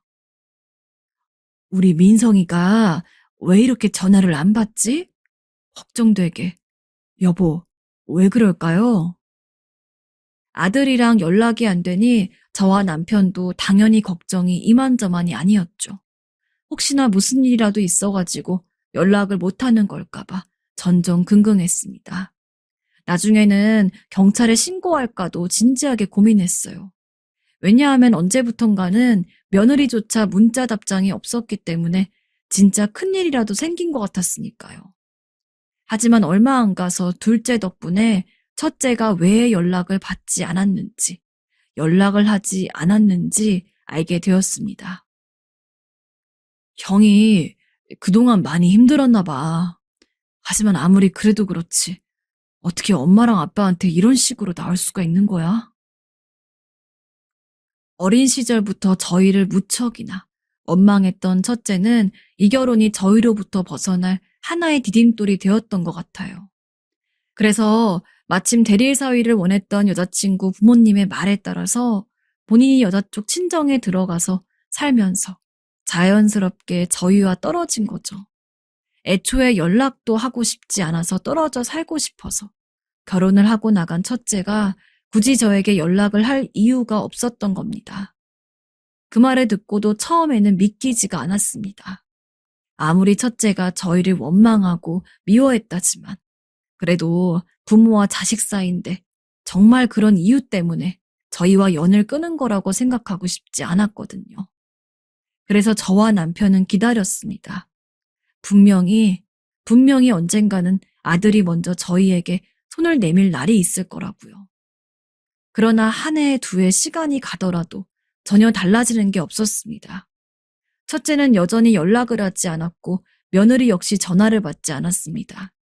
문자를 아무리 보내도 답장은 오지 않았죠.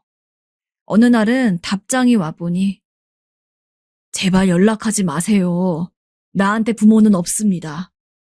라는 말이 왔더라고요. 아무리 배 아파서 낳은 자식이라지만 첫째가 점점 미워졌습니다. 저희가 부모로서 제대로 해준 게 없는 건 맞아요. 하지만 그 외에는 나름대로 아들을 챙기겠답시고 각자의 자리에서 노력을 했고 비록 금전적인 부족함을 채워주긴 힘들지언정 가족으로서 애정을 주려고 매 순간 어떻게 해야지 좋은 부모가 될 수 있을지 진짜 많이 고민했습니다. 그런데 첫째는 그런 저희의 노력은 아무것도 보지 않고 그저 저희가 금전적으로 가난해서 본인 뒷바라지를 제대로 못했다는 것에 대한 분노를 이토록 오랜 시간 가지고 있었던 겁니다. 특히나 똑같이 지원을 받지 못한 둘째는 첫째랑은 정반대로 언제나 엄마 아빠 곁에 붙어서는 뭐라도 저희가 하는 일을 도우려고 하는데 그런 둘째 모습과 첫째 모습이 상반되니 예전에야 둘째한테 고마우면서도 첫째가 그렇게 반항하는 것을 이해했을지언정 이토록 오랜 시간이 지난 뒤까지 여전히 첫째에게 죄인인 부모로서 살고 싶지 않았습니다. 그때부터 저희 부부는 암묵적으로 저희 마음속에 아들은 둘째밖에 없다고 생각하며 살았습니다. 물론 그렇다고 해서 첫째에 대한 그리움이 없어진 건 아닙니다. 그러나 첫째가 먼저 부모인 저희를 버린 이상 저희라고 해서 무조건 첫째를 그리워하고 기다리기만 할 이유는 없었습니다. 게다가 여전히 원망의 감정도 많이 남아 있었던 만큼 저도 남편도 정말 이를 악물고 일했어요. 어떻게든 이 좋지 않은 상황을 벗어나려고요. 그랬는데 너무나 기적같이 어느 순간부터 남편의 사업이 점점 잘 되기 시작했습니다. 정작 사업을 진행하는 남편도 이게 맞는 거야? 라는 말을 할 정도로 말이죠. 그동안 그렇게 돈이 벌리지가 않아서 끙끙댔던 것들이 무색하게 매달 몇 천, 심지어는 몇 억이 되는 돈이 꽂히는 날도 있었습니다. 이게 돈도 있어 본 사람이 쓴다고 원래 돈 없이 살다가 그렇게 갑자기 큰 돈이 생기니까 대체 이 돈으로 뭘 해야 할지 얼떨떨 하더라고요. 물론 사업의 특성상 번 돈을 무조건 저희가 원하는 대로 쓸 수 있는 건 아니고 다음 달 사업을 위해서 투자를 해야 하는 성향이 강하긴 했지만 그럼에도 매달 몇만 원이 없어서 전전긍긍했던 과거와는 확연히 다르게 풍족한 삶이었습니다. 나중엔 점점 적은 돈을 투자해서 더 큰 돈을 뽑아내는 노하우도 생기더군요.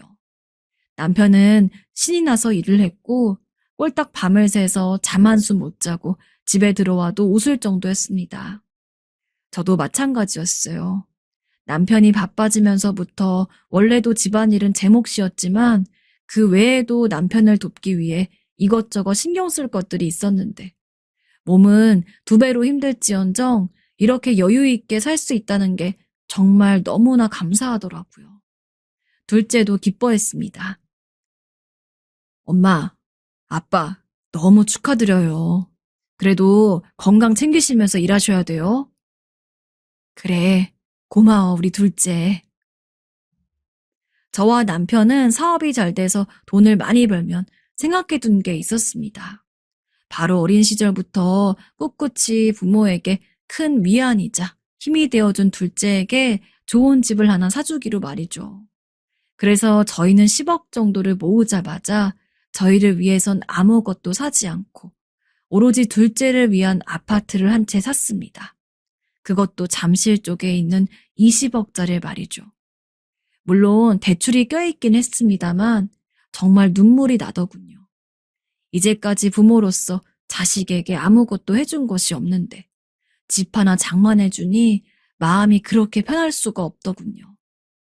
당연히 둘째는 깜짝 놀랐습니다. 아니, 엄마, 이렇게 큰 돈이 어디서 난 거예요? 아유, 받기엔 너무 비싼데. 아무리 돈을 잘 버셔도 전 이렇게까지 좋은 집은 필요 없어요. 오히려 고생하신 엄마 아빠가 넉넉하게 사셔야죠.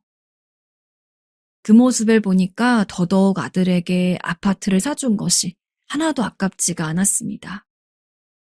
네가 그동안 무능력한 엄마랑 아빠 밑에서 사느라 고생이 많았다. 이 아파트는 우리가 옛날부터 돈 많이 벌면 꼭 너한테 사주고 싶었던 거야. 그러니 미안해하지 않고 받아도 된단다. 이젠 며느라가랑 새로 태어날 손주 녀석들도 좋은 집에서 살아야 될 거 아니니. 저희가 설득을 하자 결국 아들은 아파트를 받았고 저희한테 너무 미안하고 고맙다면서 눈물을 흘리는데 저랑 남편도 그 모습에 똑같이 눈가에 눈물이 핑 돌 정도였습니다. 그렇게 새 아파트에 살게 된 둘째네 가끔씩 올라가고 며느리랑 정말 말 그대로 친부모와 딸처럼 친하게 지내면서 첫째 아들이 저에게 준 상처가 점점 잊혀져 가고 있었어요. 그런데 어느 날 첫째에게 전화가 왔습니다. 없는 아들로 생각하고 첫째 번호를 지운 지 오래되었지만 뇌리에 남아있는 번호가 없어지진 않죠. 대체 왜 전화를 했을까? 많은 생각들이 들었습니다.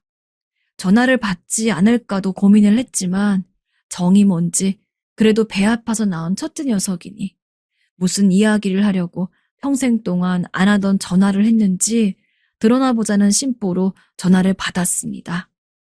솔직히 마음 한구석에서 기대가 있었던 것 같습니다. 이제 와서라도 반성을 하는 게 아닐까. 다시 잘 지내보고 싶다고, 자기가 너무 철이 없었다고 고백하며 용서를 구하는 것이 아닐까. 라고 말이죠. 그러나 제 기대는 산산이 부서졌습니다. 이번에 사업 잘 돼서 돈 많이 벌었다면서요?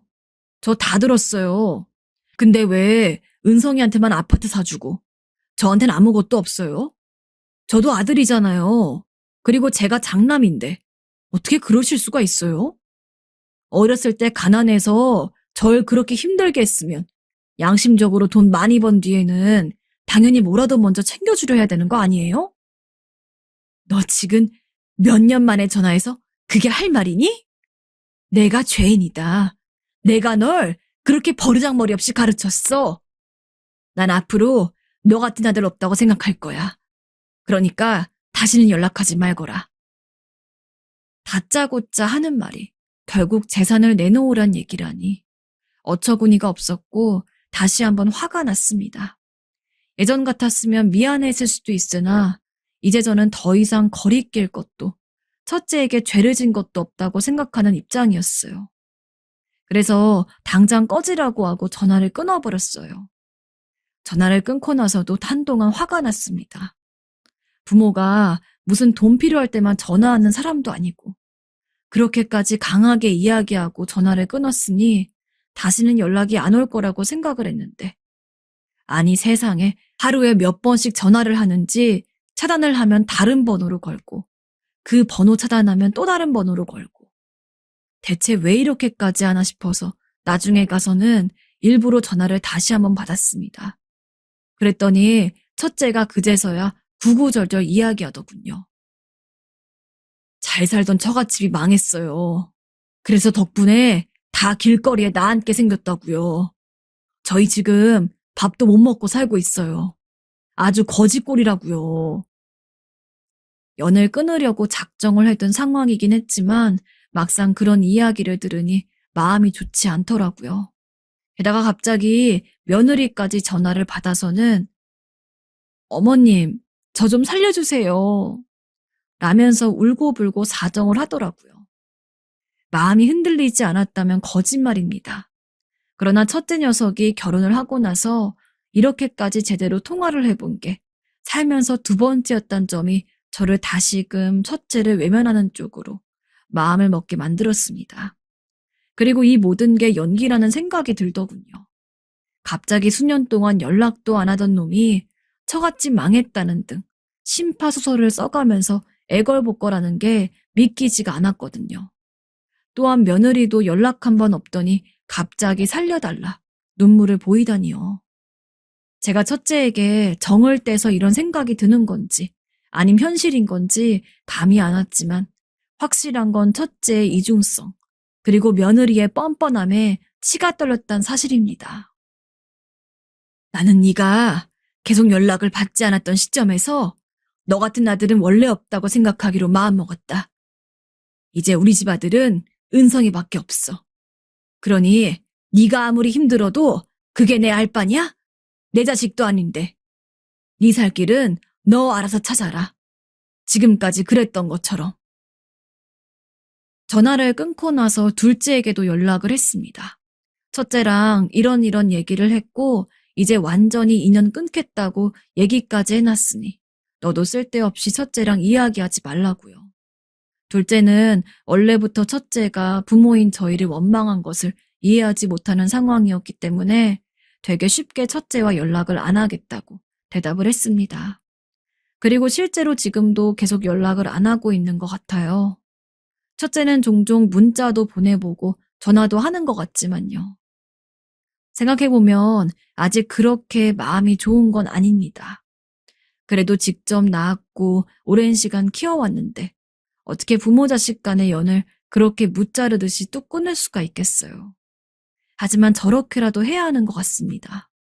부모로서 못해준 것 하나만 가지고 첫째가 아나무인하게 구는 것을 넘어가기에는 이미 굉장히 선을 넘은 상태니까요. 저와 남편은 이제 한평생 둘째만을 보면서 둘째만 잘 되는 방향, 그거 하나 생각하고 살렵니다. 저처럼 시댁 식구에게 경기를 일으키는 사람이 또 있을까요? 사실 이런 화제로 얘기하다 보면 한둘씩 모여가며 다들 자기네가 더 심하다고 말을 하다 보니 한도 끝도 없긴 하더라고요. 그건 그렇지만 그래도 제 경우는 보통 심한 게 아닌 것 같아요. 임신 중에 쌓인 게 평생을 간다는데 그게 꼭 남편에게만 국한된 건 아니더라고요. 전 평생 시댁에 대해서 잊지 못할 것 같아요. 우리 시부모님은 제가 결혼한 이래 저를 얼마나 들들 볶으셨는지 몰라요. 애가 왜 안 들어서냐며 어디 문제가 있는 거 아니냐며 하면서 아주 험상궂은 말들을 반복하셨어요. 솔직히 100번 양보해서 마음으로야 뭐 무슨 생각을 못 하겠냐 싶어요. 근데 그걸 굳이 알게 해야 할 필요는 없는 거잖아요. 맨날 저를 불러다가 앉혀놓고선 온갖 집일거리를 다 시켜가면서 그렇게 생구박을 해대는 겁니다. 당시 저희 시댁은 특이하게도 결혼한 신혼애가 들어와서 같이 살고 있었어요.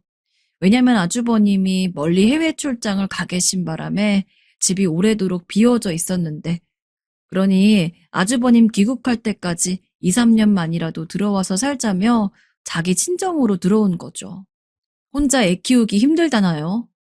아무래도 애가 셋이었으니 그건 이해가 갔어요. 그리고 기존에 살고 있던 집은 세를 주고 그렇게 살림에 조금이나마 보탬이 되려고 했던 모양이고요. 일단 그것만으로도 집안이 복작복작해서 정신이 없어 죽겠는데 어머니와 신우는 툭하면 저를 그렇게 시댁으로 호출해서는 밥을 먹자는 둥 뭘 하자면서 자꾸 은근히 일손을 필요로 하더라고요.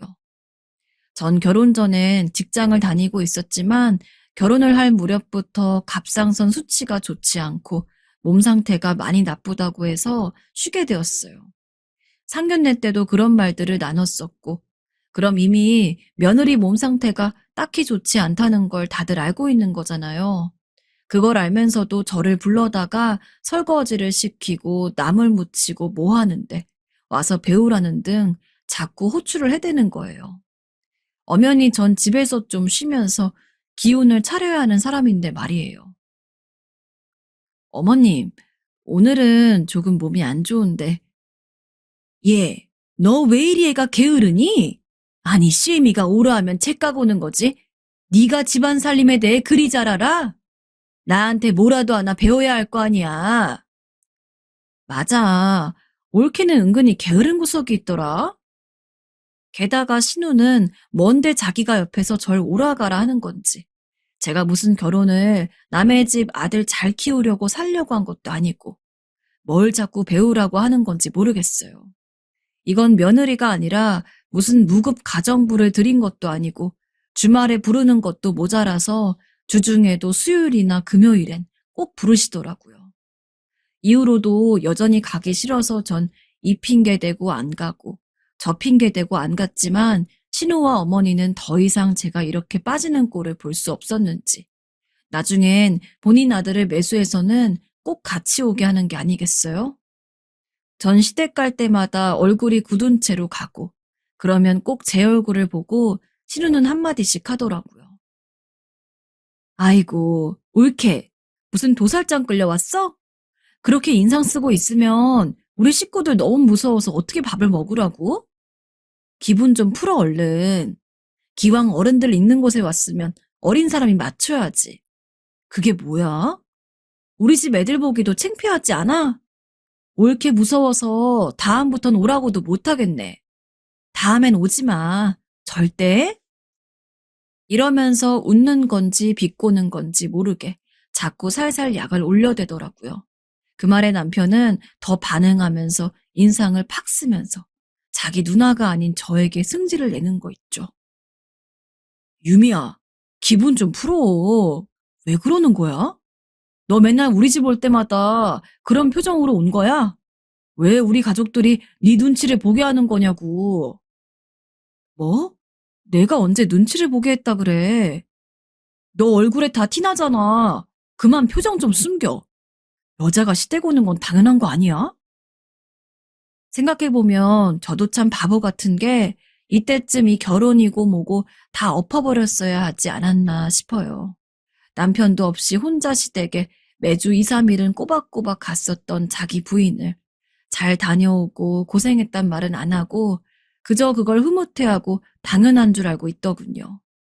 이후로 몇 번이나 남편이 가자고 했지만 그냥 누워서 못 들은 척하고 안 가기도 했고 남편이 그걸로 삐지거나 서운해도 모른 척했어요. 와중에 신우한테 몇 번이나 연락이 와서 안 와도 된댔다고 그걸 그대로 고지 듣고 안 오는 사람이 어딨냐고 면박을 주더군요. 그래도 일단은 끝까지 무시했어요. 왜냐면 가지 않을 때 해방감이 너무 컸거든요. 그래서 안 가고 있는 몇 달 동안 생각지 못했던 아기가 우리에게 찾아오게 되었어요. 아무래도 그간 제 몸이 안 좋기도 했지만 일단 마음 상태가 편안해서 그랬던 걸까요? 정확한 이유야 알 순 없겠지만 아무튼 이런 소식 자체는 너무 기뻤어요. 초기부터 무척이나 조심했고 제가 몇 번이나 남편을 말린 탓에 임신 안정기가 되어서야 양가의 소식을 알릴 수 있었답니다. 일단 양쪽에서 다 기뻐하시긴 했는데 시댁에서는 성별부터 빨리 알아오라며 아들이어야 한다며 그 안에 아기를 위한 안전검사 같은 내용들은 관심도 없는지 이것만 아주 성화시더라고요. 정말 그쪽 집안과 도저히 상종하고 싶지 않을 정도로 정 떨어지게 하는 말들만 차고 넘쳤어요. 남편은 바보같이 또 그 내용들을 저에게 그대로 전달해 오는데 제가 너무 스트레스를 받아서 그런 얘기 좀 하지 말라고 했답니다. 여보, 어머니나 형님이 하시는 말들 좀 나한테 일일이 다 전하지 마. 자기도 나한테 그런 말 하면서 내가 기분이 좋을 거라고 생각하는 거야? 듣고 서로 기분 나쁠 얘기들을 왜 자꾸 그렇게 하는 거야? 듣고 뭐 나보고 행동을 고치던지 변하라고? 내가 왜 그렇게 해야 되는데? 그러자 남편도 나름 뭐가 쌓였던 건지 또 따지기 시작하더군요. 내가 뭐 너한테 대단한 얘기라도 했어? 그냥 우리 누나랑 엄마가 성별을 궁금해한다는 얘기잖아. 그런 얘기들도 못해? 손주랑 조카를 봐서 너무 기쁘고 좋아 그런다는데. 너 진짜 예민하고 별난 것 같아. 그러니 어른들이랑도 어울리지 못하고 맨날 자리를 피하기만 하지. 나도 이제 장인어른이나 장모님께 전화 오면 안 받을 거야. 진짜 기가 막히다 못해 코가 막힐 지경이더군요. 대체 어쩌라는 건지 그래서 마음대로 하라고 했어요. 마음대로 해. 언제 우리 엄마나 아빠가 당신한테 전화한 적이 있어? 아니 그러는 당신은 먼저 우리 집에 사이가 돼가지고 안부 전화라도 한 적 있냐고. 나보고는 안부 전화 일주일에 한 번씩 안 한다며 맨날 어머니나 형님한테 전화가 그렇게 걸려오는데 자기는 뭐 하는 거야? 우리 집에서 맨날 당신한테 쪼아대는 가족이 누가 있는데. 뭐야? 쪼아댄다고? 말 다 했어 너 지금? 아, 이쯤 되니 신우나 어머니가 딱히 이상한 게 아니었음을 너무 늦게 깨달았지 뭡니까. 그냥 이 집은 다 한통속이에요. 남편부터 시어머니, 신우. 그냥 가족이기에 다 이런 인간들이었을 뿐이라고요. 그런데 제가 늦게 알고 남편은 그 안에서 괜찮은 사람이라며 내 편을 들어줄 사람으로 잘못 착각했던 거예요. 어머니나 신우는 그냥 자기 동생이자 아들 장가 보내놓고 걱정이 많아서 유난이다 못해 저렇게 사람을 미친 듯이 잡아대야 성이 풀리는 이상한 사람들이라고 생각했거든요. 남편은 이런 부분에서 중재를 잘해주겠지. 난 남편만 믿고 결혼했으니까. 이렇게 생각했는데요. 결국 시집살이는 남편이 시키는 것이더군요. 남편이 이런 식으로 생각이 꽉 차 있으니 시댁에서 저를 만만하게 보고 선을 마구 넘어대는 것 같았어요. 아무튼 저는 이런 상황을 더는 봐줄 수가 없어서 남편과 냉전 중에 들어갔고, 성별이 나온 이유도 남편에게만 말했을 뿐 시댁에 따로 연락은 안 했어요. 남편도 제가 자기네 가족들과 전혀 연락을 안 하는 모양새를 보고 포기했는지 본인이 직접 말했나 보더군요. 하루는 집에 누워있는데 어머니께 전화가 온 거예요. 누워서 받았다가 너무 스트레스 받아서 그만 그 자리에서 일어났어요. 유미, 너 딸 가졌다면서? 명준이한테 연락받았다. 너는 네가 입이 있으면 직접 찾아와서 말을 할 것이지. 그걸 꼭 남편을 통해서 전화를 해야겠냐? 하여튼 너는 기본이 안 되어 있다. 이때부터도 뭔가 짜증스럽고 싫었는데 갈수록 말 같지 않은 얘기만 거듭 하시더군요. 그리고 이 집에 와서 처음 애를 가졌으면 웬만하면 아들을 가졌어야지. 웬 딸이냐 대체. 나는 명준이 할머니나 어른들한테 어떻게 말을 하라고. 네가 좀 관리를 잘해서 노력을 했어야지. 여자가 돼가지고 그놈의 씨 하나 제대로 못 굴려서 냉큼 딸을 가져버리면 어떡하냐. 잔말 말고 둘째는 꼭 아들 낳도록 노력해야 된다. 진짜 이게 무슨 협박하는 폭력배도 아니고, 조선시대 말기도 이런 식으로 말하는 시어머니가 있었다면 분란 일어나지 않았을까요? 가뜩이나 불편한 몸 이끌고 힘든 며느리한테 이런 식으로 말을 해야 하는 건지 전 대답도 제대로 하지 않고 그냥 전화를 끊어버렸어요. 그런데 그게 또 마음에 안 들어가지고 남편한테 전화해서 얼마나 난리를 치셨는지, 남편은 들어오자마자 저한테 씩씩거리면서 엄마 전화를 대답도 않고 끊었냐며 할 말 많아 죽겠는데 제가 전화를 안 받는다며 머리 끝까지 화가 나셨다고 합니다. 엄마 지금 너 때문에 너무 스트레스 받으셔서 화병 나서 알아 누우셨대. 너 이거 어떻게 할 거야? 어? 우리 엄마 이러다 잘못되기라도 하면 네가 책임질 거야? 빨리 사과부터 드려 당장. 하고 당당히 말하는데 이때부터 전 정말 남편이 인간처럼 느껴지지 않았어요.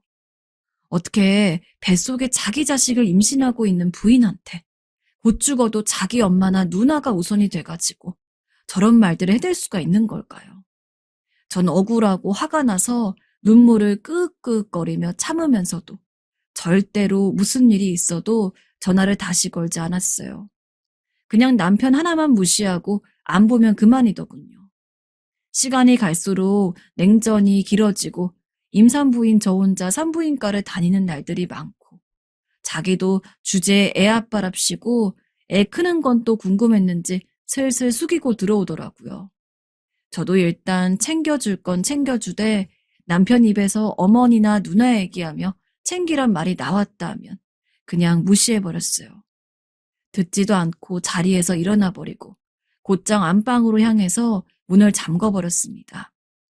그런 게 화가 났던 건지 남편은 또 곳에 자기 엄마한테 말을 한 것 같았고, 어느 날은 글쎄 우리 친정엄마한테 전화가 왔지 뭐예요? 유미야, 너 시댁이랑 뭔 일이야? 그런 일이 있었으면 엄마한테 말을 하지 그랬어. 무슨 일이라니? 엄마가 하시는 말씀을 듣고 전 화를 좀처럼 다스릴 수가 없어서 감당이 안 되더군요.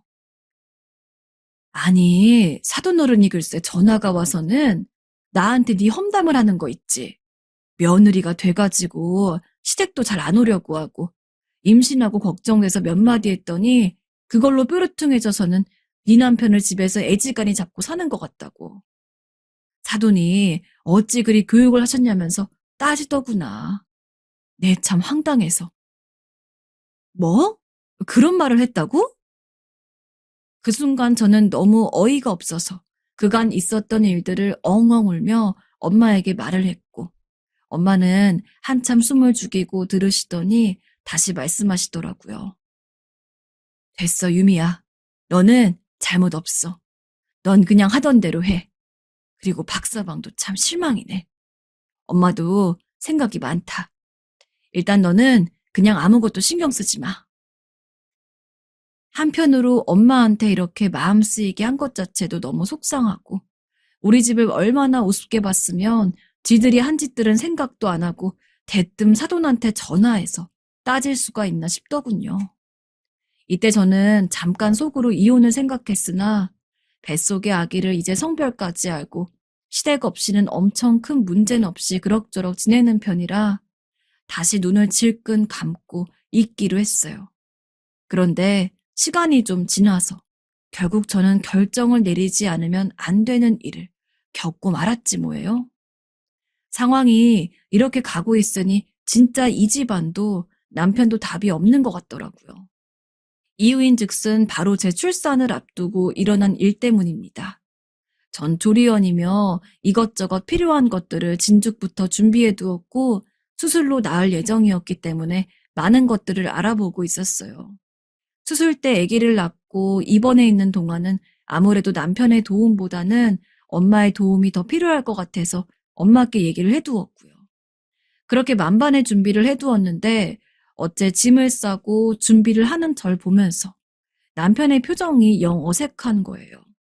제가 오전 중에 수술이라고 말을 했고 나와 엄마를 데려다주고 당장 옆에선 할 일이 없으니 이것저것 잘 챙겨서 있으라는 말을 했는데요.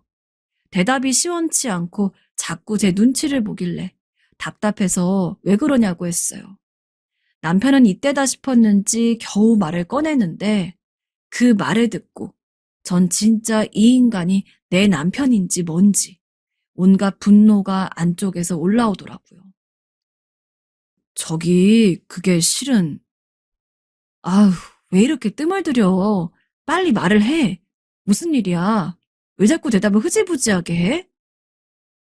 그게, 그날 말이야. 일이 있어. 이때부터 피가 거꾸로 솟을 것 같더군요. 아내가 자기 아이를 출산하는 날인데 무슨 일이 있다는 거예요? 남편의 회사는 스트레스거리가 꽤 많은 걸로 유명하긴 하지만 부인이 출산하는 날까지 잡아두진 않으니까요. 뭐냐고 물으려는데 남편이 눈을 꽉 감고서 잽싸게 답을 하지 뭐예요. 전 그 말을 듣고 안 그래도 심한 빈혈이 더 휘청이게 와서 숨을 몇 번이나 내쉬었어요. 그게 사실 2달 전부터 예약을 해둔 건데 누나랑 애들이랑 엄마랑 제주도 여행을 잡아놨어. 너도 알다시피 지금 매형도 없고 운전할 사람이 없어서 내가 가야 될 것 같아. 저는 한 템포 쉬었다가 소리도 못 지르고 그냥 마냥 어두운 소리로 천천히 말을 했어요. 지금 미친 거 아니냐고. 부인 출산 날에 시댁 가족여행 가서 운전이나 하고 있는 남편이 어디 있냐고 말이에요. 그랬는데도 남편은 도저히 빠져나올 수가 없는 상황이란 걸 계속 저한테 설득을 하는데 정말이지 제가 그때 돌아버리지 않고 맨정신에 들은 것만으로도 스스로를 칭찬해주고 싶을 정도예요. 엄마가 건강도 많이 안 좋으시고 아유 이게 언제 또 이렇게 여행을 해보겠냐고 하시더라고. 사실 너랑도 같이 가려고 했는데 네가 몇 달 전부터 가족 모임에도 자꾸 안 나왔고 우리도 2달 전에 미리 예약을 해둔 건데 진짜 이렇게 당일날 수술 날짜가 겹칠지 진짜 몰랐어. 이제 와서 미루기에는 우리도 넉넉치 않은 형편에 다 예약을 해놔서 취소하기도 돈이 너무 많이 나올 것 같고 애들도 너무 기대하고 있거든. 가서 무릎 안 좋은 엄마나 애새 챙기는 누나가 운전을 할 수도 없고 내가 해야 되는 게 맞는데 그래서 말을 못했어. 이번만 좀 이해해주면 안 될까? 아니, 이번만이라니요? 이런 말을 하고 있는 입장에서 어디 감히 이번만의 이유인 2번째가 또 애를 낳을 일이 있을 거라고 겁도 없이 상상을 하는 걸까요? 누가 자기 애를 더 가져줄 거라고 생각하는 걸까요? 진짜 꿈도 어지간히 크다고 욕을 해주고 싶은데 전 이 얘기를 듣는 내내 너무 환멸스럽고 진저리가 나서 그냥 이런 남편 따위 없는 게 낫겠다 싶더군요. 어차피 제가 수술하고 4, 5일 입원해 있는 동안 그 처리도 엄마가 해주실 거니 남편은 그때 그냥 집에 있으라고 하려고 했거든요. 그런데 제가 이렇게 결정해서 말을 해주는 것과 본인이 자기 임의대로 내 걱정은 전혀 하지도 않은 채 멋대로 결정해서 저한테 통보하는 건 전혀 다른 거잖아요. 전 다 짜증나서 그냥 그렇게 하라고. 그럼 아침에 나랑 엄마랑 태우고 가라고 했더니 그조차도 뭐라고 하는 줄 아세요? 아이, 유미야, 이번만 진짜 봐주면 안 될까? 아침 일찍 비행기라서 새벽같이 나가야 해. 그냥 전날 장모님이 여기서 주무시고 같이 택시 타고 나가면 안 되나? 혹시 캐리어 무거우면 병원에 미리 전화해서 전날 캐리어 맡겨두는 거 되지 않아? 내가 전화 한번 해볼까? 이 순간 저는 그냥 눈을 지그시 감고 속으로 몇 번이나 이러면 안 된다고. 이 화가 다 애한테 간다고. 넌 이걸 무조건 견뎌야 한다며 계속 되뇌었어요. 겨우 숨을 들이쉬면서 참다가 그냥 안방으로 들어와 바로 문을 잠궈버렸고 침대에 누워서 서러움에 얼마나 울었는지 몰라요. 남편은 눈치를 보면서 문을 두드리며 자꾸 미안하다고 하는데 그 말도 가증스러워서 귀를 막아버리게 되더군요. 이후로 몇 시간 지나 정신을 좀 차리고 엄마한테 전화해서 그냥 남편이 사정이 있어서 그날 당일 자리를 못 지킨다고 말을 했습니다. 뭐? 아니, 애를 낳는데 애 아빠가 없다니 그게 무슨 말이야? 엄마는 너무 황당해 하시면서 어이없어 하시더라고요. 하지만 괜히 엄마에게까지 근심을 끼치고 싶지 않아서 더는 얘기하고 싶지 않았고, 전 그렇게 얼마 지나지 않아 당일날 새벽같이 나가는 남편을 보며 한숨을 푹푹 쉬어가며 엄마와 함께 병원을 향했어요. 그리고 무사히 예쁜 딸을 얻었고요. 남편은 너무 꼴 보기 싫었고 몇 번이나 전화가 걸려왔는데 받지 않았어요. 실제로 아파서 받을 정신도 없었고요. 나중에 우리 엄마께 전화를 해대서 아무것도 모르는 엄마는 그냥 사진들을 몇 장씩 보내주셨더라고요. 그리고 제가 한창 입원해서 모유수유 콜을 받아가며 왔다 갔다 하고 엄마로부터 부축을 받고 있을 즈음에 겨우 주변에 연락을 돌리고 통화를 좀 할 수 있었어요. 태어난 아기도 너무 예뻤지만 마음이 너무 우울하고 처지더라고요. 그래도 내색은 않으려고 했지만 몸도 덜 아물어서 뱃속 장기가 심히 아파오고 몇십 통씩 걸려와 있는 남편의 전화도 볼 때마다 기가 차고 눈물만 났습니다. 아기를 낳은 지 둘째 날이 되었을 때 가급적 많은 생각을 안 하고 회복에만 집중하려던 차에 또 전화가 왔어요. 엄마가 너무 그러지 말고 박서방도 미안해서 전화하는 걸 텐데 받아보라고 하더군요. 저도 받아서 실컷 욕이나 해주자는 생각으로 받았는데 글쎄 남편의 목소리가 이상했어요.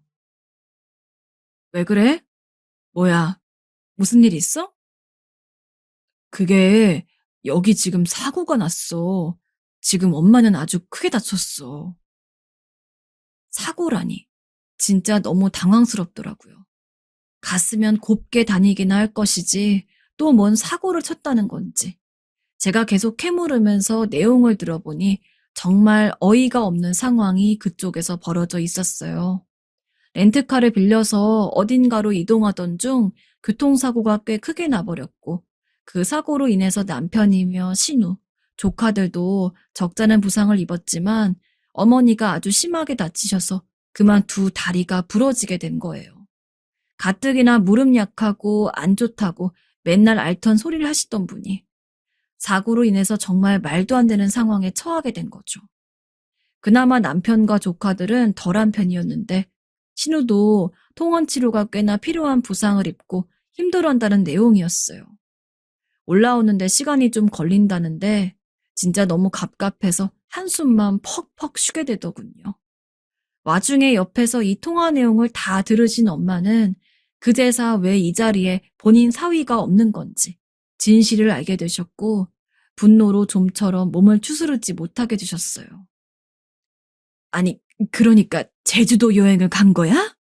자기 새끼를 낳는 순간에 지네 엄마랑 누나랑 놀러 가서 저렇게 사고를 당한 거야?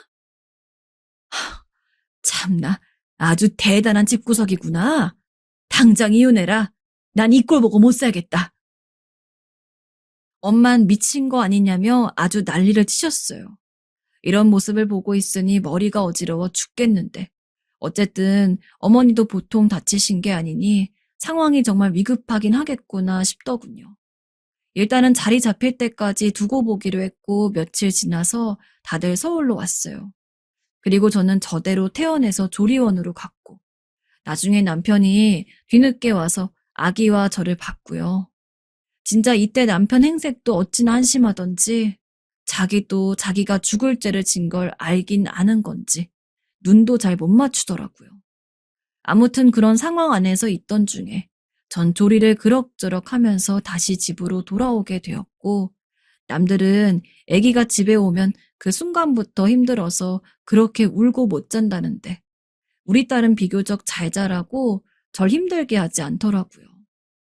그렇게 며칠을 아기에게 안정적인 상황을 만들어주면서 상태를 보고 있는데 이때 어머니에게 전화가 왔어요. 아무래도 그렇게 다쳤다고 한 이후로 꼴 보기 싫어 죽겠지만 아무튼 큰 사고를 겪으셨다고 했는데 통화를 한 번도 안 해보긴 했더라고요. 그래서 그냥 일단 받았는데 내용은 정말 저를 기겁하다 못해 기절시키기 충분한 내용이었어요. 아이고, 너는 시애미가 이렇게 반불구가 되어버렸는데 연락도 안 해보고 하나밖에 없는 며느리가 그 모양으로 굴어 쓰겠냐? 어? 어머니, 아시잖아요. 저도 아기 낳고 추스르느라요. 연락드리지 못했어요. 참나, 말 한번 뻔지르르하게 하네. 아, 됐고, 그 뭐냐. 내가 지금 이 모양이 돼서 움직이지를 못해. 니네 신우도 아주 그냥 보통 크게 다친 게 아니야. 애들도 못 돌보고 있고 이거 간병인을 써야 될 판이다.